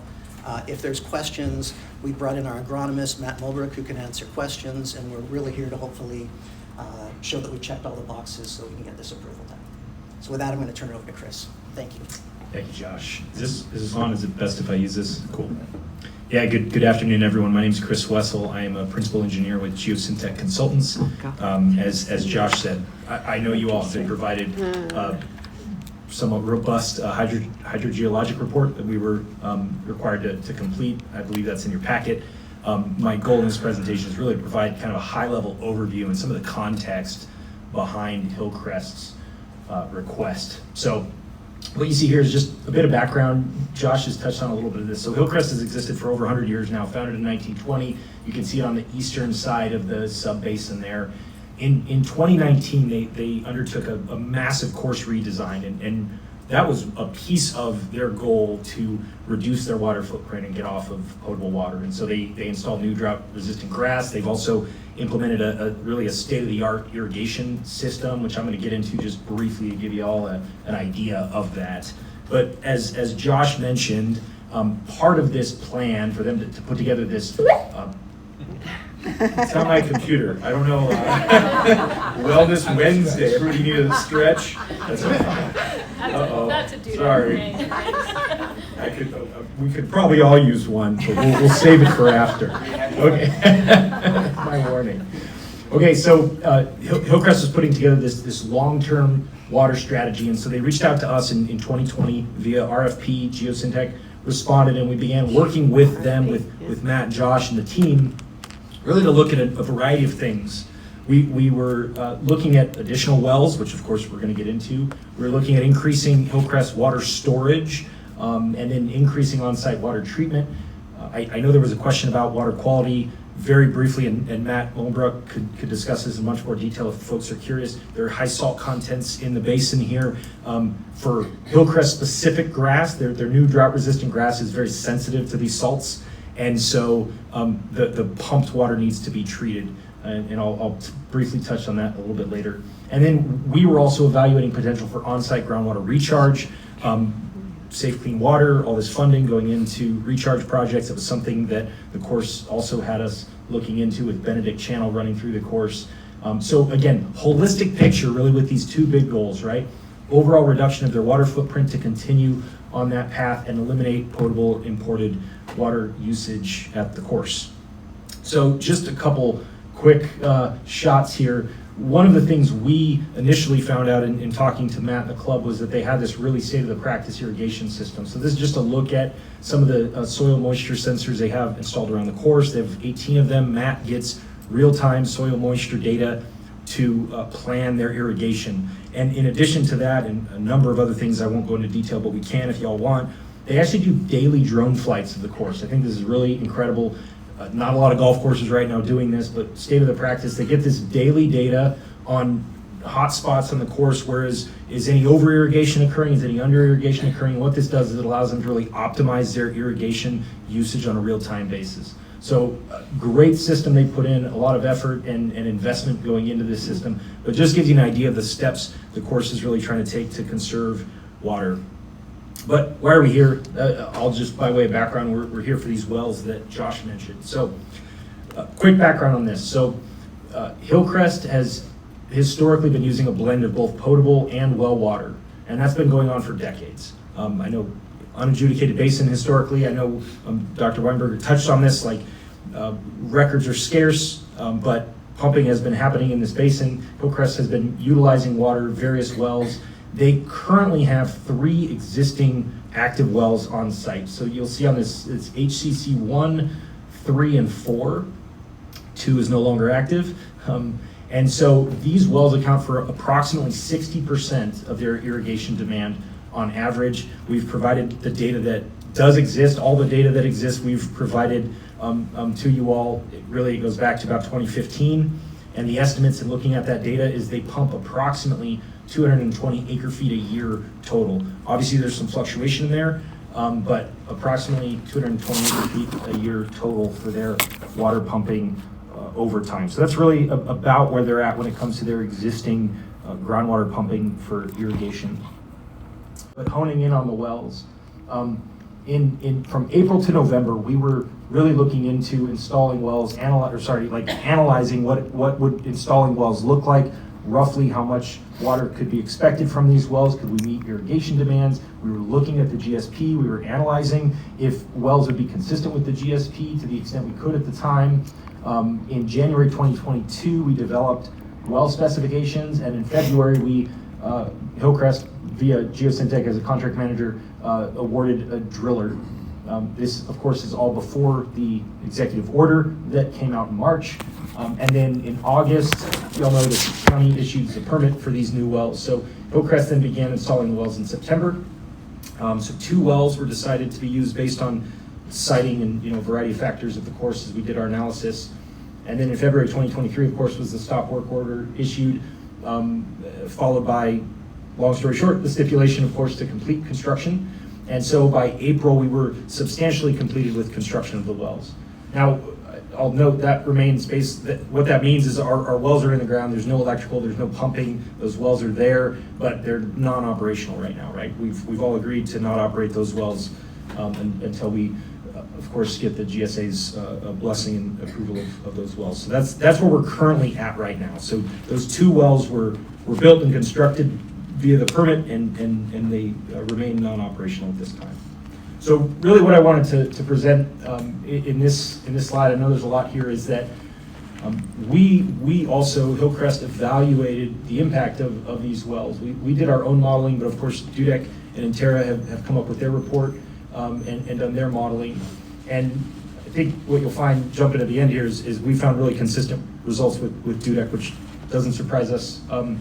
Minimal influence, approximately a foot. Our analysis looked at 45 years of data. I know they looked at 60 years. There were small variations in the system, what we looked at, but long-term pumping, really minimal influence at all the City of Santa Monica supply wells and the monitoring wells identified in the GSP. I also just wanted to note that, the accounting for regional groundwater recharge is, I know it's we don't have all the numbers on that, and you're projecting into the future, but there's so much going into groundwater recharge right now. Safe Clean Water, I think, currently has over 90 acre feet a year planned in this sub-basin, funded projects. The Iona Creek Watershed Management Program, as well as the jurisdictional 2 and 3 Watershed Management Program on the coast, have almost 300 acre feet of groundwater recharge on average planned in their current watershed plan right now. And so recharge is going to increase because of the MS4 permit, the move, of course, to get off of imported water and take care of our groundwater resources and recharge more. So that's really important for this analysis. There are no subsidence concerns whatsoever. Again, consistent findings there, and then really just negligible influence on all these sustainability metrics. So total groundwater and storage from our wells, operation of the basin production wells, seawater intrusion. I know that was touched on in the earlier presentation with the 2,800 number, but seawater intrusion, we found really no inconsistencies with the GSP and those metrics, which understandably are chloride and not volume. But the impact from these wells inland so far, and with relatively minimal pumping of up to 210 acre feet a year, really no impact. Groundwater dependent ecosystems, I know we have heard some comments on that. Big point here, you can't even see those on the map where Bionia is because we're so far away. Totally different aquifer, no Not impact different. on those, and underrepresented communities is a similar finding there of no impact. So I did want to stress that really our findings, the reports from both DUDEC and us, our own analysis, were really consistent, and the modeled impacts are not only below the GSP thresholds, but within the margin of error of the model. And I think that, again, is really important. What the wells would do at Hillcrest is such a small kind of impact that it's actually within the margin of error of the model and how that model is built. And that also includes that interbasin flow number, which is relatively, I think it was 65 acre feet a year under a maximum scenario. To give you an idea, the sustainable yield of the West Coast Basin, I believe, is 52,000 acre feet a year. So when we're talking about 65 acre feet a year, that's about 1/10% or so. And so these are numbers within context that really need to be considered. But overall, the finding is these wells would be consistent with the GSP. There'd be no inconsistencies with the GSP, which again is really what we tried to lay out in our hydrogeologic report for you all. So last slide, and I know we probably will have questions, and we have other slides we can present if anybody wants going into some details, but the request is really 210 acre feet a year of groundwater from these 2 new wells. I do want to stress that that's really a max, and the reason is twofold. It was mentioned that treatment would be required in this case. We're estimating a 23%-ish loss from treatment. Obviously that's to be determined based on a lot of specific details. But if that were the case, we would of course need to pump more water to then treat our own water, take on the cost of treating our water to be completely off of potable water. And that's really the club's goal, is to get off of potable water in a sustainable way, in congruence with the GSP, and that's really what we are after.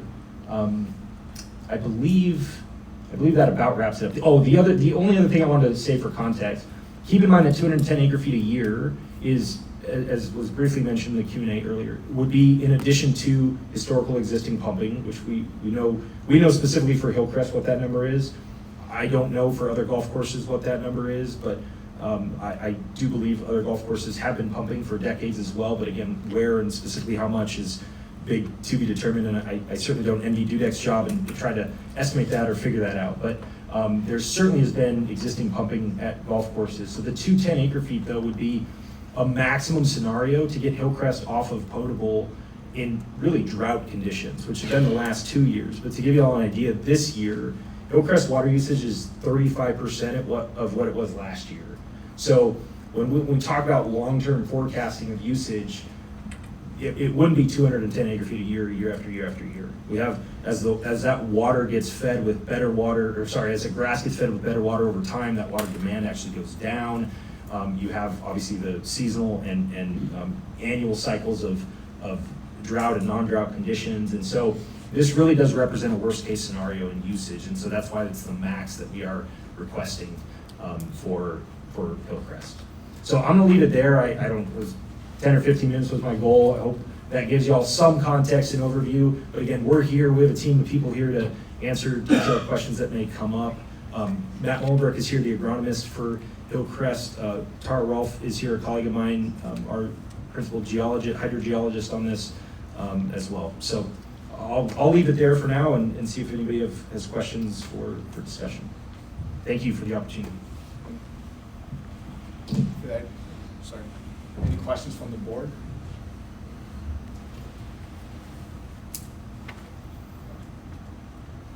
Questions, or are we commenting, or just questions at this point? Either is fine, yeah. Both questions and comments. I'll make some comments.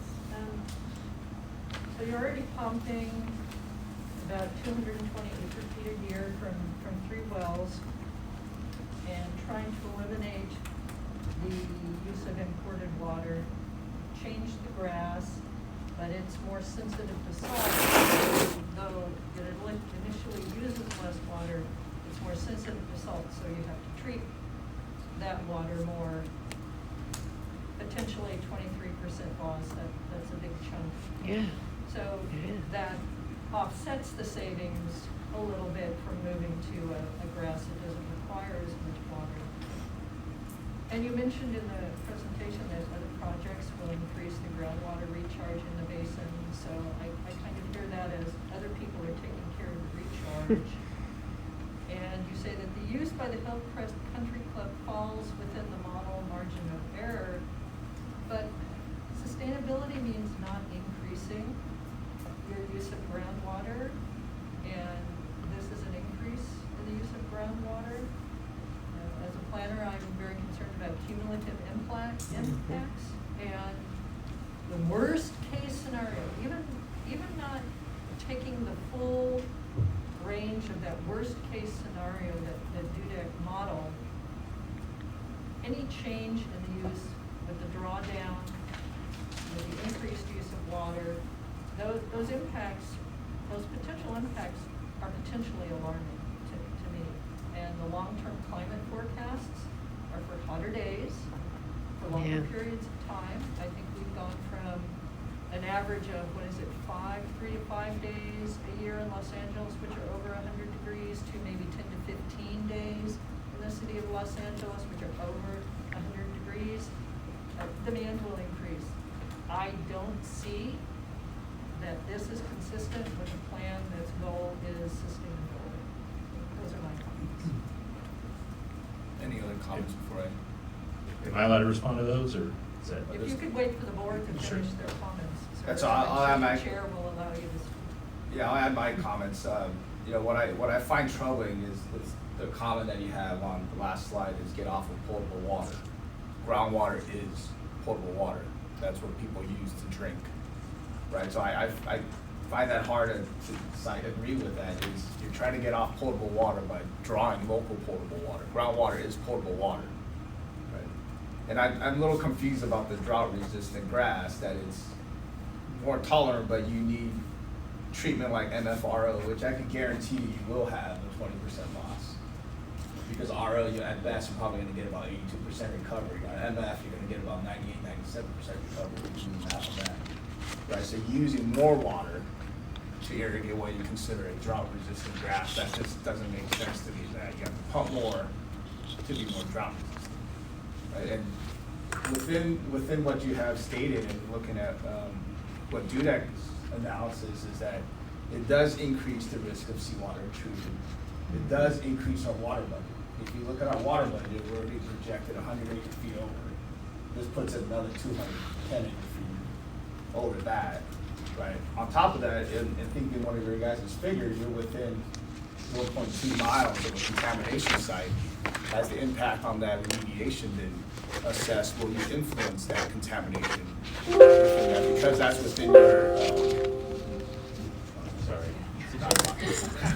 that's within your pumping radius, right? So you could influence that. I don't know if that has been looked at as that impacts water quality, which is also within one of the GSP parameters. So I find that difficult that, yes, you say it's within the margin of error, but we're moving the wrong way out of sustainability, right? And that margin of error only exists, as the question I believe I asked DUDEC earlier, is that we lack monitoring wells in those areas to analyze that specifically. You're relying on a broad regional model from USGS that doesn't allow you to analyze it to that level of detail right now. So yeah, it looks like it's insignificant because you're not able to calibrate your model adequately for your area. Right? So those are the concerns that I have with the information that you guys have presented. when FEDEC had presented analysis, I go back and I find the most troubling statement is to get off potable water by drawing more potable water. So those are my comments. I have a question. You mentioned that Benedict Channel runs through the site, so I was wondering if the golf course looked into a water capture project using that. That's how, as cities, we have to build these projects to offset irrigation and use the resources that are on site. So I was just curious what kind of investigations have been done with using that source potentially. I can answer Yeah, that. yeah. Okay. Yeah, so that's exactly right as far as it being a local resource. And that was one of the first things we started to look into, and the door has not been closed on that. I will say from experience elsewhere that water rights and capture of dry weather flows especially, which there's a lot of dry weather flow in that basin, but a lot of people want that water. And so I would say that's a hurdle. I mean, we looked into capturing sanitary flows, and we were told no. So the demand for any sort of water right now in the region is incredibly high, as everybody knows. The golf course has looking into a variety of solutions, and I guess this kind of addresses one of Vice Chair Natoli's comments, if indirectly. We have looked into, and we've talked about and presented with Hillcrest the idea of a public-private partnership for a stormwater capture project, whether that's underground capture and use or infiltration or a combination of both. But we have investigated that. Those conversations are certainly ongoing. But that comes into also, I don't believe the club has taken the view that, well, recharge will just be provided by others. Again, we are actively even looking into helping with that, so there's even a net benefit by the club. So these are all very high, big picture planning level discussions, obviously, and none of this happens quickly, and so a lot of parallel tracks here moving, I guess I would say. I guess a question for you regarding the contamination. Has that been looked at? Yeah, it has. We could speak more. I would even ask Tara if she's able to address this a little bit more specifically. But there's a few things. I mean, Chair Wang, you mentioned the kind of the granularity of the model, and when we look at this, actually contamination at this local site, which is 0.2 miles away to the northeast, is really shallow. It's gasoline. They've petitioned for closure of the site back in February of this year. And so, I mean, we're talking about typical fluctuations in the groundwater table of less than a foot, which are, a percentage of what we see on a seasonal basis at times here. So the idea of affecting flow in directional flow from our pumping, we found is really not a concern. So mobilizing these local pollutants, not a concern to us. I also know there are various layers and aquatards in the area that just, again, because of granularity, aren't specifically accounted for here. And so if that was needed to look into in more detail, I think we'd have to drill down a little more to be more specific there. Do you have monitoring wells in the area for the 5 to kind of monitor the groundwater level and also potential migration routes? We have some monitoring within the wells itself that we've conducted, but I don't believe the club has any monitoring wells on site. Well, I guess a network to see your impact on it, to be able to confirm that it's drawn down, right? Because these are all model simulations, like you said, it's within a margin of error. So is there actual monitoring wells and network to monitor these? Besides what's available that we're aware of, Tara, do you know how near those are? As far as offsite, we weren't looking at offsite, but while we were installing the wells and doing well development and did a pumping test, we were monitoring water levels at the other wells on the Hillcrest property, and we didn't see any fluctuations in those wells at all. Well, those aren't true monitoring Yeah. wells of your Yeah. impact, right? That's just to make sure if you're one well is not gonna impact the pumping from another well, they're not impacting each other's own influence. That's not a true Right. monitoring well on movement, drawdown, and contamination mobilization. Yeah, exactly, but I'm letting you know that we looked at the impact of that pumping test, and the drawdown didn't impact the well. That was the only monitoring that we specifically did during this So- well program. But we don't The have- answer is simply there's we no don't have- monitoring network, which is what. Right. Okay. What are your depths?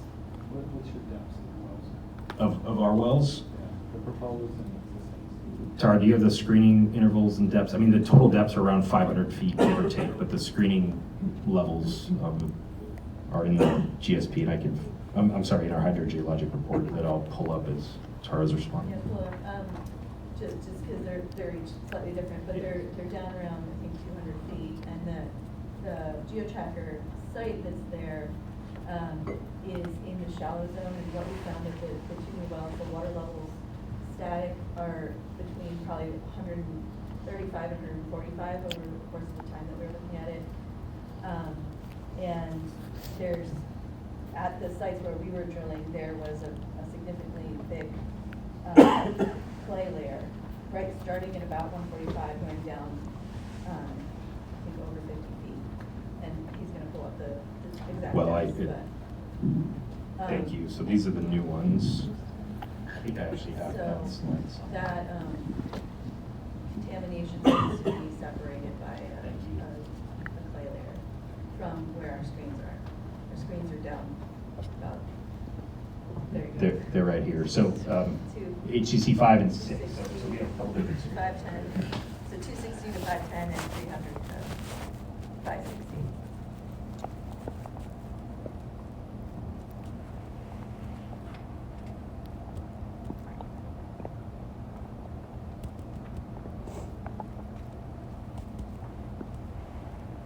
Any other questions, comments?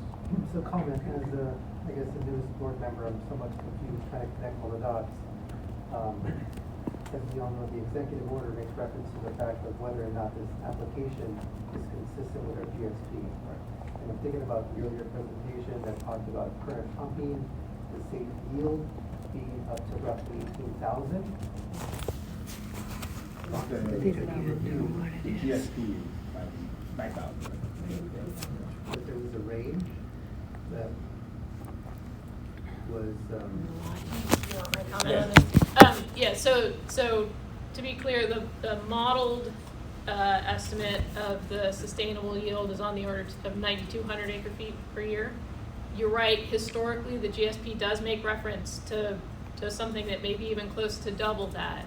But the caution that I issued earlier stands, which is that that's based on older models with less information, and it's based on not looking at the specific sustainability criteria under Sigma for the GSP. So there is a range, but I would not, as your Sigma consultant, I would not suggest that 18,000 is sustainable based on anything that we have modeled. right, just looking at the geosyntax report suggests a negligible impact. And then there was this reference to uncertainty of the model and within the model of air. Does that, in simple terms, mean that it's so insignificant that it would have a low impact? In terms of your request to pump an additional 210 above current pumping? In simple terms, that is our conclusion. And I think it's worth stating our objective, our goal, and maybe this is what you're getting at, Director Gonzalez, or asking specifically. What we were required to do is show no inconsistencies with the GSP. Vice Chair Natoli, you said sustainability means no increase, and I don't agree with that. I think it means what can we do long-term to meet sustainable yield and have no negative impacts on the basin. And so our objective, our requirement, I believe the board's consideration is, have we shown any inconsistencies with the GSP? And even seawater intrusion, there are no metrics in the GSP when it comes to flows inland. It has to do with chloride levels, right, for a sustainability metric. And so I think these are important factors. I don't believe Dr. Weinberger, you can correct me if I'm wrong. I don't know if Dudek's report had a recommendation specifically in it, but looking at it, I saw either knowing. It was like potential impact was the wording, if I remember correctly. Yeah, the wording, there were two categories, right? There could have been more in a different scenario, but the two findings were either low or potential. Yeah, I guess for me, the comment would be, you know, it's what this result, what you guys have is probably because the model itself can't get to that granularity to evaluate it, right? Because we're using not even a basin-wide, it's a region-wide model by USGS.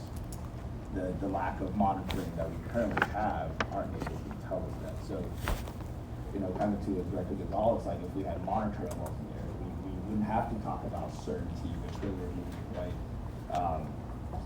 Monitoring wells immediately, like a monitoring network in these wells, as well as seawater intrusion, right? You said that, you know, there's no criteria on flow, but I mean, if you blow in flow, it's massive chloride coming in.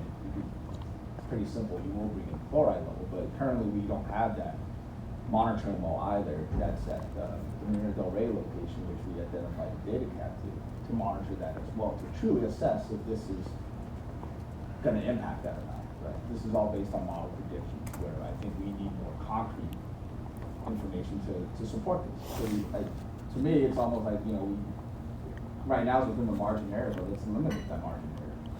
So let's put some monitoring over there. I don't know if Hillcrest will be willing to do that, right? To monitor that, to allow this pumping. And if there's a measurable undesired impact, then maybe we talk about cutting back that pumping. Right? But right now, we're kind of all guessing what that impact is, in my opinion. So that may be a question is, with monitoring help, would that be something Hillcrest would be willing to entertain is monitoring, you know, to make sure this pumping truly does not negatively impact the basin? That's a question we didn't talk, yeah. Yeah, I think Hillcrest is within all the boundaries. We are absolutely committed to be compliant with the GSA and are happy to, as long as it's not a huge additional cost to us, I'm certain we would be able to provide some of that data. I also, if I could have Matt address, there was one comment that I think was conclusion around the salts on the water. Yeah. Hi everyone, my name is Matt Mullenbrook. I'm the director of grinding at Hillcrest Country Club.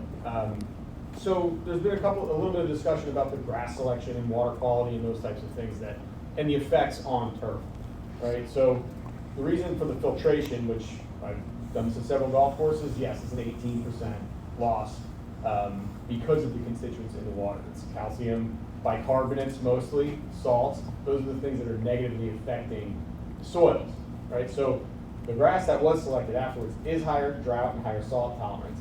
What is happening now, because of the quality of the water, is all of the potential savings in total water savings is behind that filtration. You're still dealing with negative effects of water quality. So, and the water in the ground is not potable.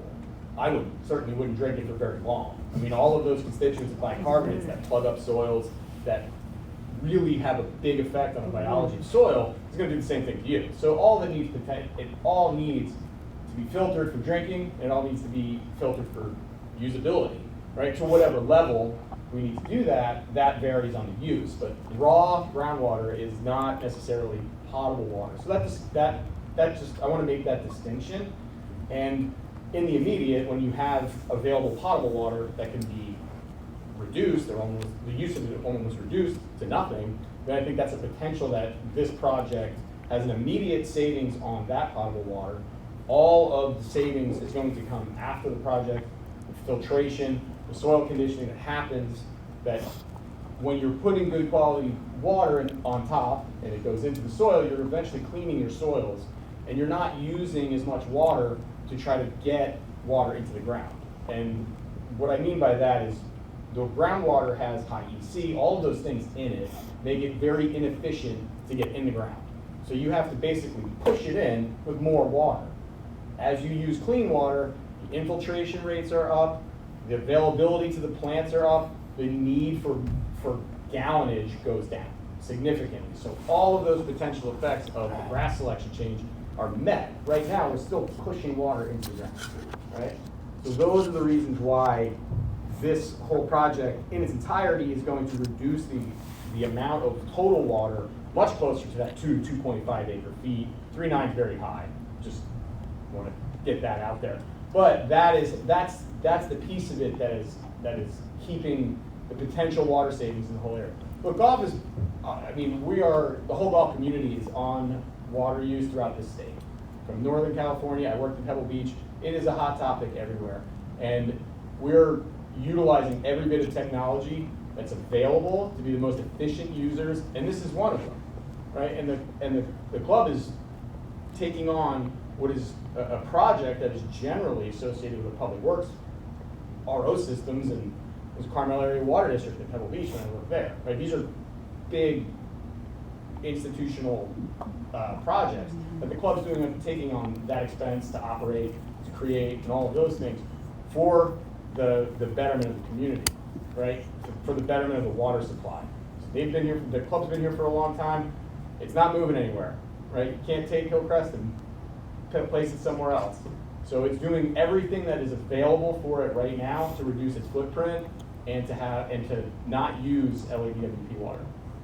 So, Can I ask, Absolutely. what salt level would be suitable?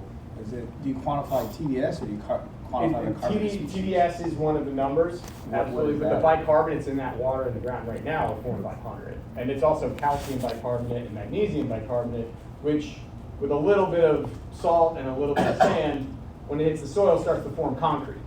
Okay, so that's why some of these areas at Rancho Park, when you play golf there, just bare soil. These are the issues that are associated with it, with the long-term effects of it, right? So we had 40 inches of rain on site this last year. You can see the reaction from the water, and having the clean soils and flushed out of all these bicarbonates, our water footprint is just much less for 2 reasons. One, our irrigation window is obviously much shorter because we're not irrigating during rain, but the efficiency of the water in the soils aren't all plugged up. So these things matter, and if we're just adding irrigation water that's just plugging up the soils, this problem compounds itself. And as far as sustainability, that's anywhere, right? That's any public golf course, any public park, any of those things that's happening anywhere this water is being used, right? Without a blend of some kind of DWP, which is just extending the inevitable. Sorry, Sorry. my original question, the TDS level, like what exactly? Boy, we worked through all of this.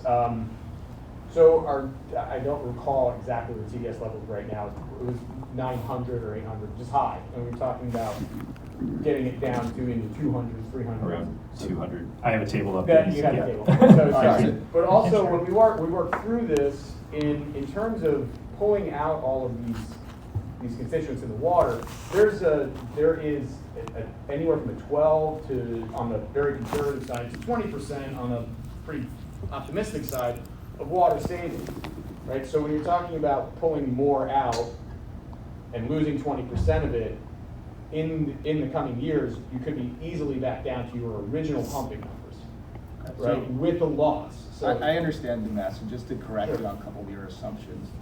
Groundwater is drinking water. We have one well, untreated, served as drinking water here in the city. We only add chlorine to disinfect. A TDS of 900, 800 is within the primary MCL of drinking water standards. The secondary MCL is 500 for aesthetics, not for public health, for aesthetics.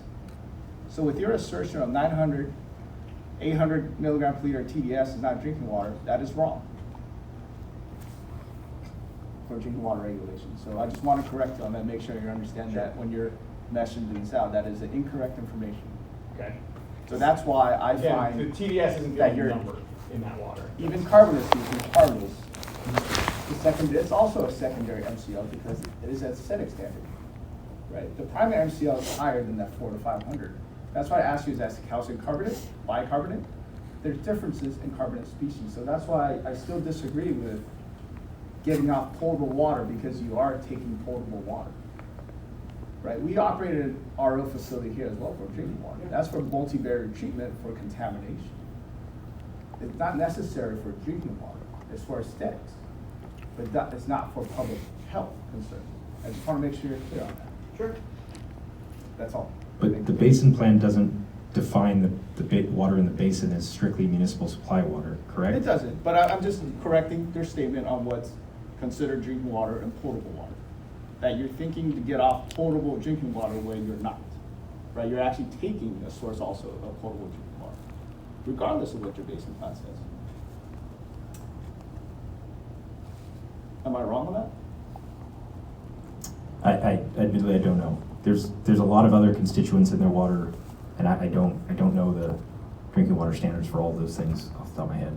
But I do know that Santa Monica is investing a lot of money to treat all this groundwater to make it. Yeah, just to also share with you guys, we also invested $96 million to replenish the groundwater basin with municipal wastewater, stormwater, urban runoff, right, to try to help the sustainability of this basin.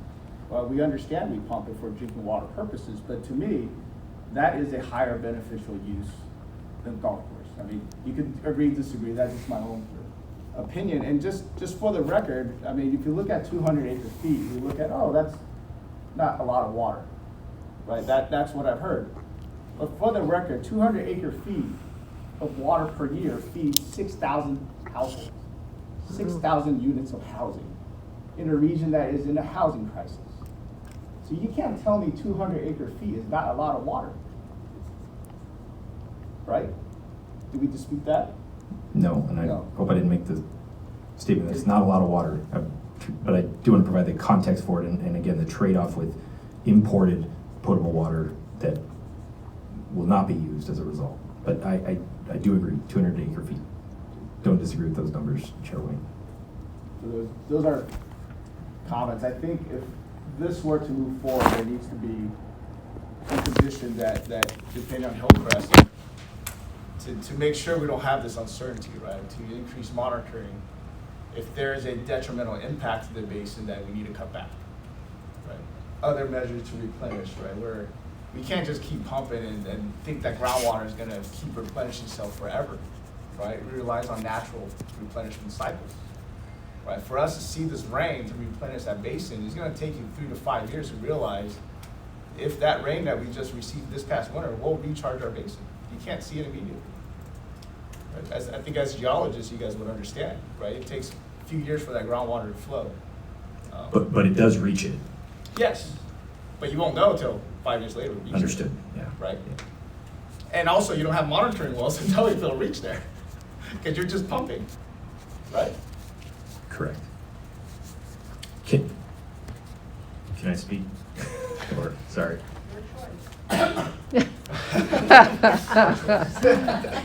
Sure.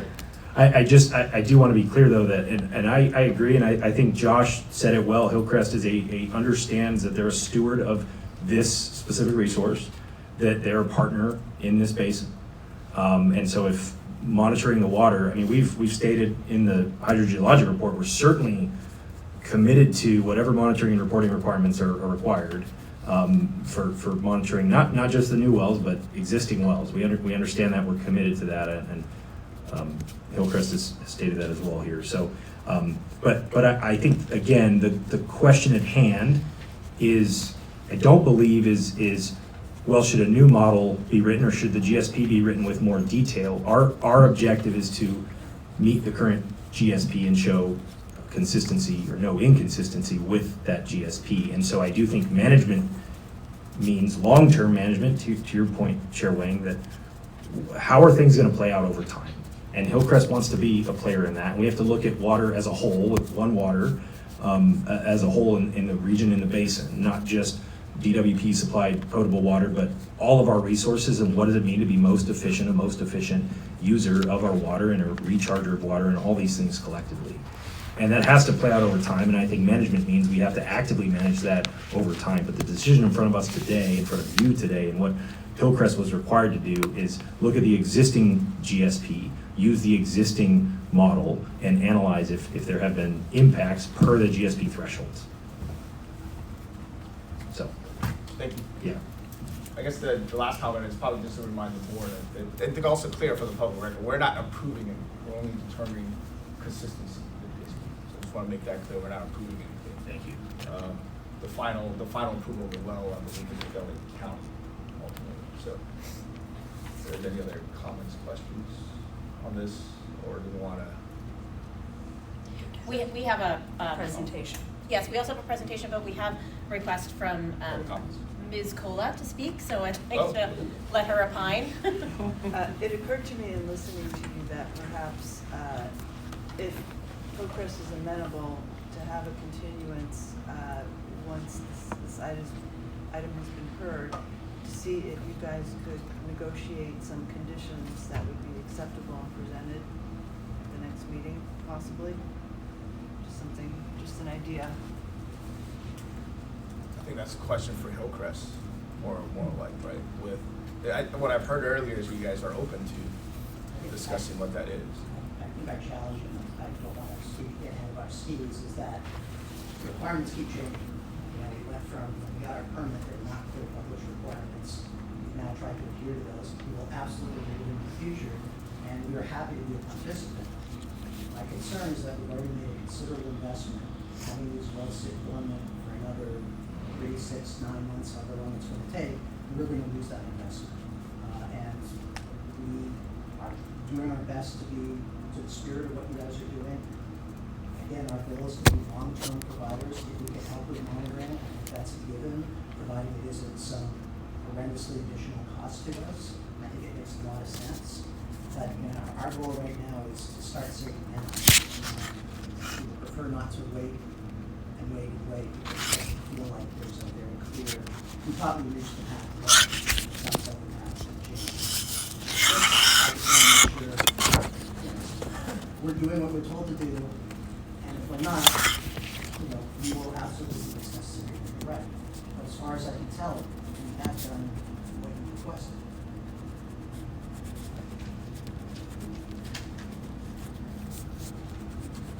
I'm not sure.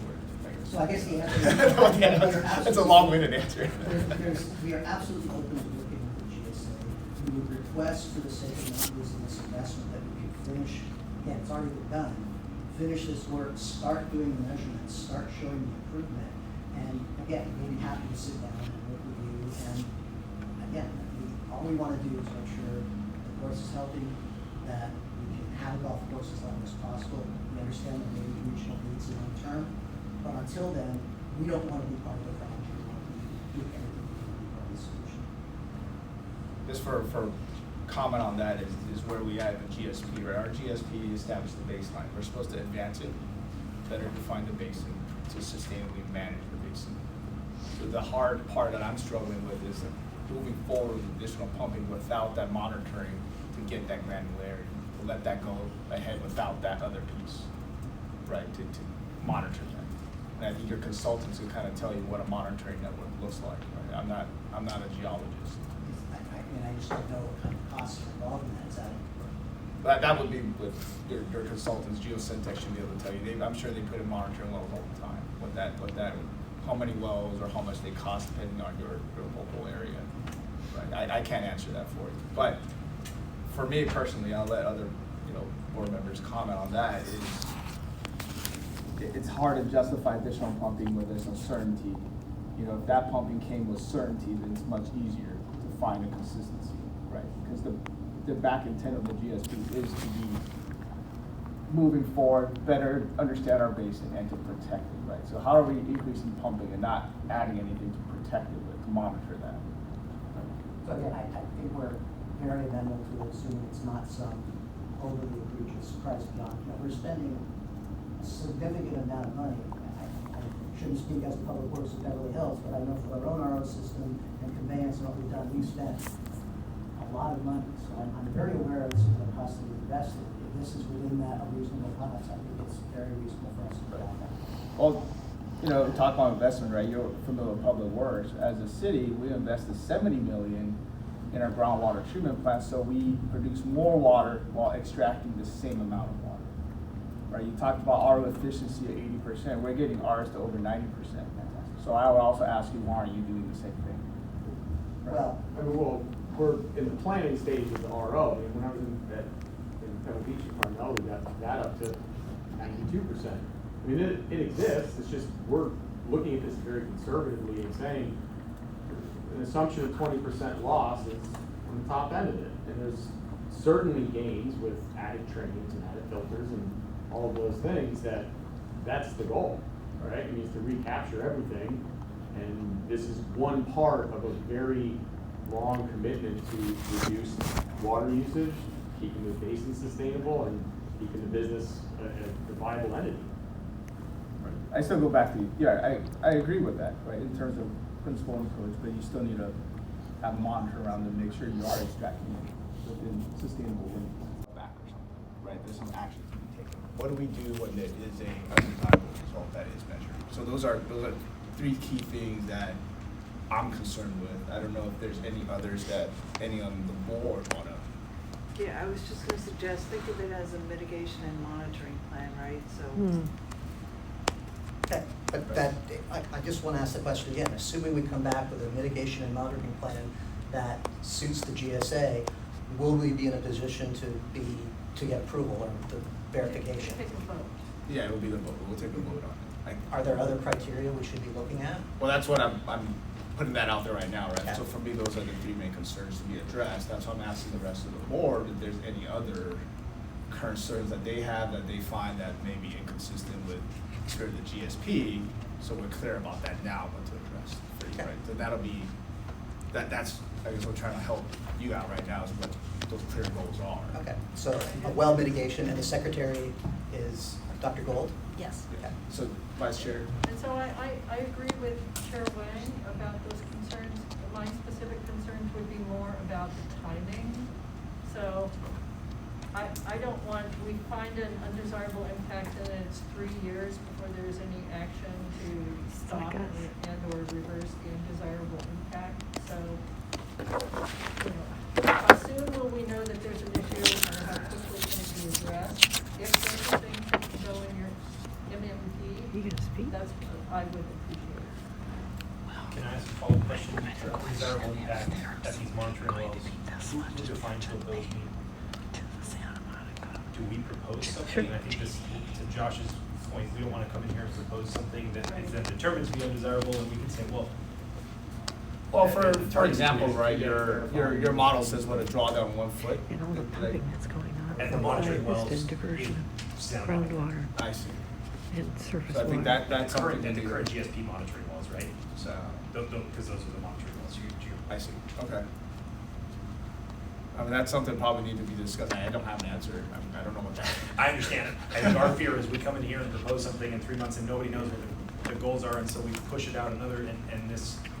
Well, I think, Can I ask Dr. Weinberger if there is, if our consultant is comfortable with proposing some sort of triggers or something that's consistent with the GSP, but that also gives some certainty to the applicant?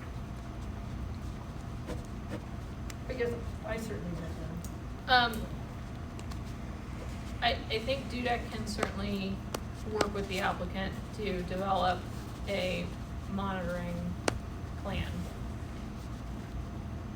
That is still, then a question for the board as to whether or not the pumping is consistent with the GSP and the monitoring is sufficient to,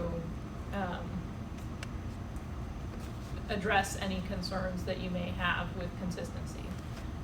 And DUDEC can't directly work with the board, so I don't wanna offer any assurances that anything we work in good faith together to develop would get a yes vote. I understand what you're saying, and again, we'll go in good faith. What is concerning to me is I still hear this vague, doesn't feel like we do this, we're gonna get an approval next time. And I just wanna understand what the goalposts are. If this is a waste of time, and we're gonna go through this, and we're gonna come back and say, well, no, it's not in the spirit of what we're gonna do, I'd rather not waste, like I said, I just wanna be successful with you guys. And what has been frustrating is that each turn, we are getting new rules written on the fly. And so I just would like to have something clear so that if we can meet those goals, we can proceed and not waste. yeah, I understand your concern. Unfortunately, none of us are geologists, nor can we, I don't know, to set a criteria, right? I would say the only thing that I could recommend is work with the GSA Well- consultant and secretary, and then we would rely on their recommendation, right? That would be how that works. And I just want to be clear, we have followed, we did our own independent, we followed the DUDEC model as it was presented to us. So again, as far as we have understood, we have been complying to your requests. So if we will continue to work, we have a contact now. Hurry up.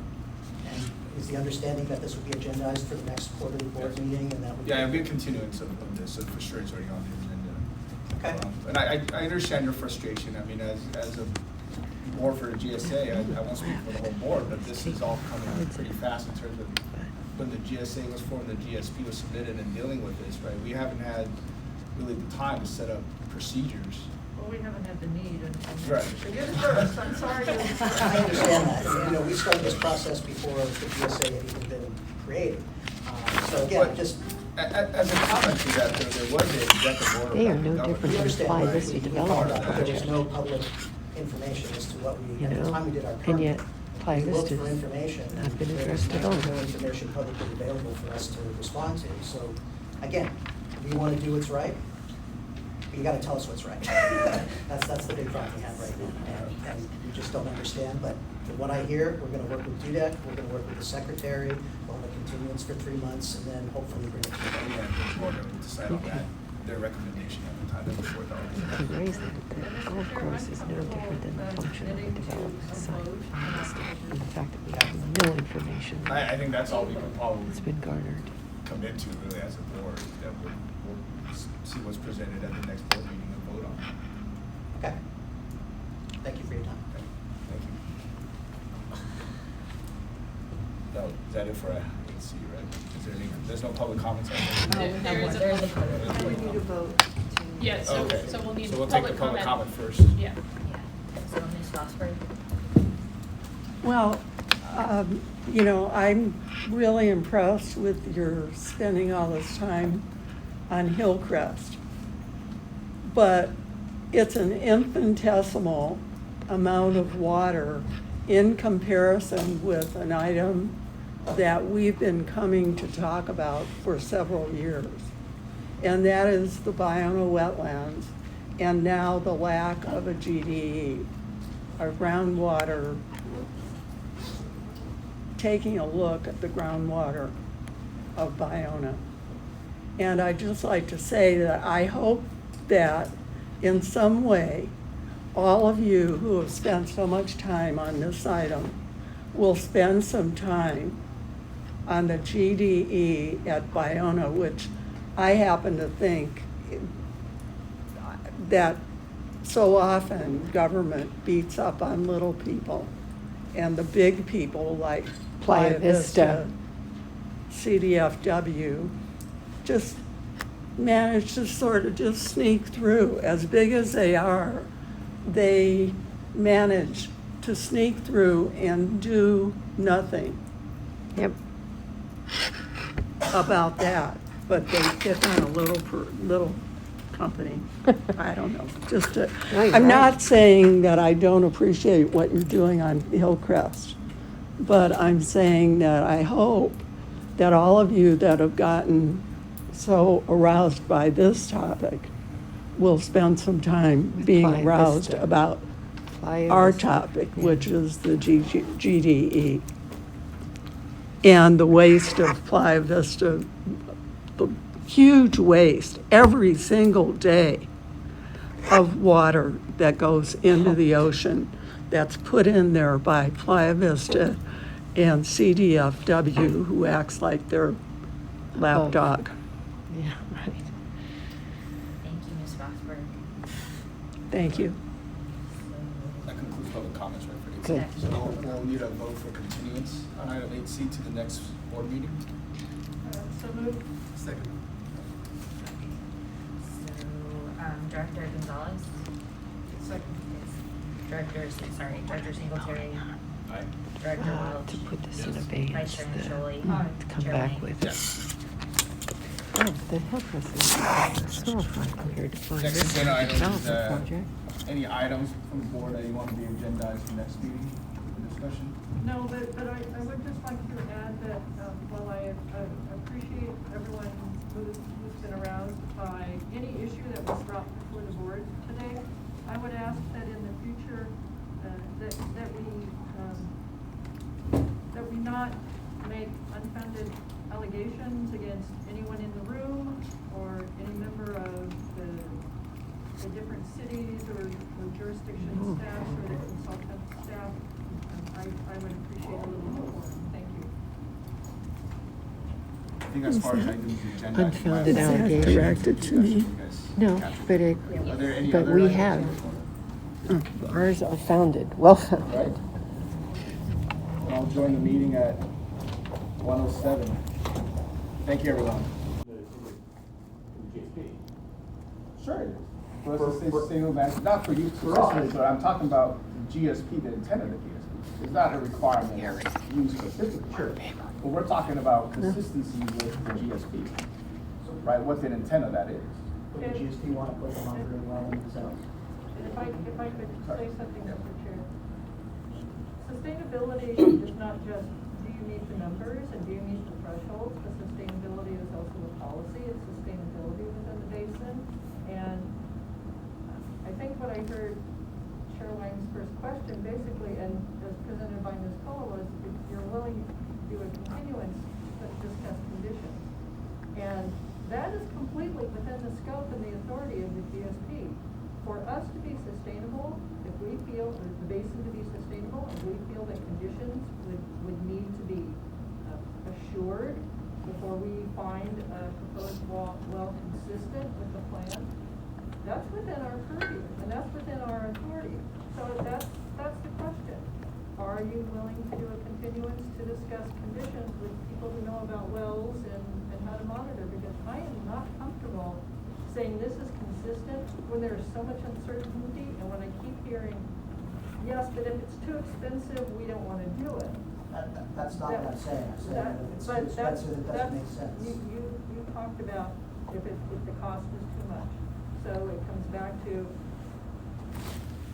a continuance to discuss conditions, which I can't say when we come back, I'd still find the proposal consistent, or at that time, I would find the proposal consistent, but it would certainly help. Okay. So I guess I'll ask the board now. If I may. Yeah. If, I think, if Hillcrest is amenable to a continuance to discuss conditions, then I would propose we continue the meeting so that can happen. If they're not, I propose we just take a vote today. Could we request 5 minutes just to discuss? We just want to make sure we have a, I think would that be Sure, all right? that's Take a fair. 5-minute break? Yeah. Thank you. We appreciate that.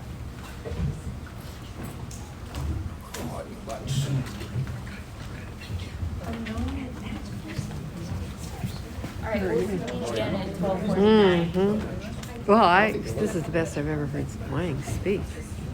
Did you guys have public comment?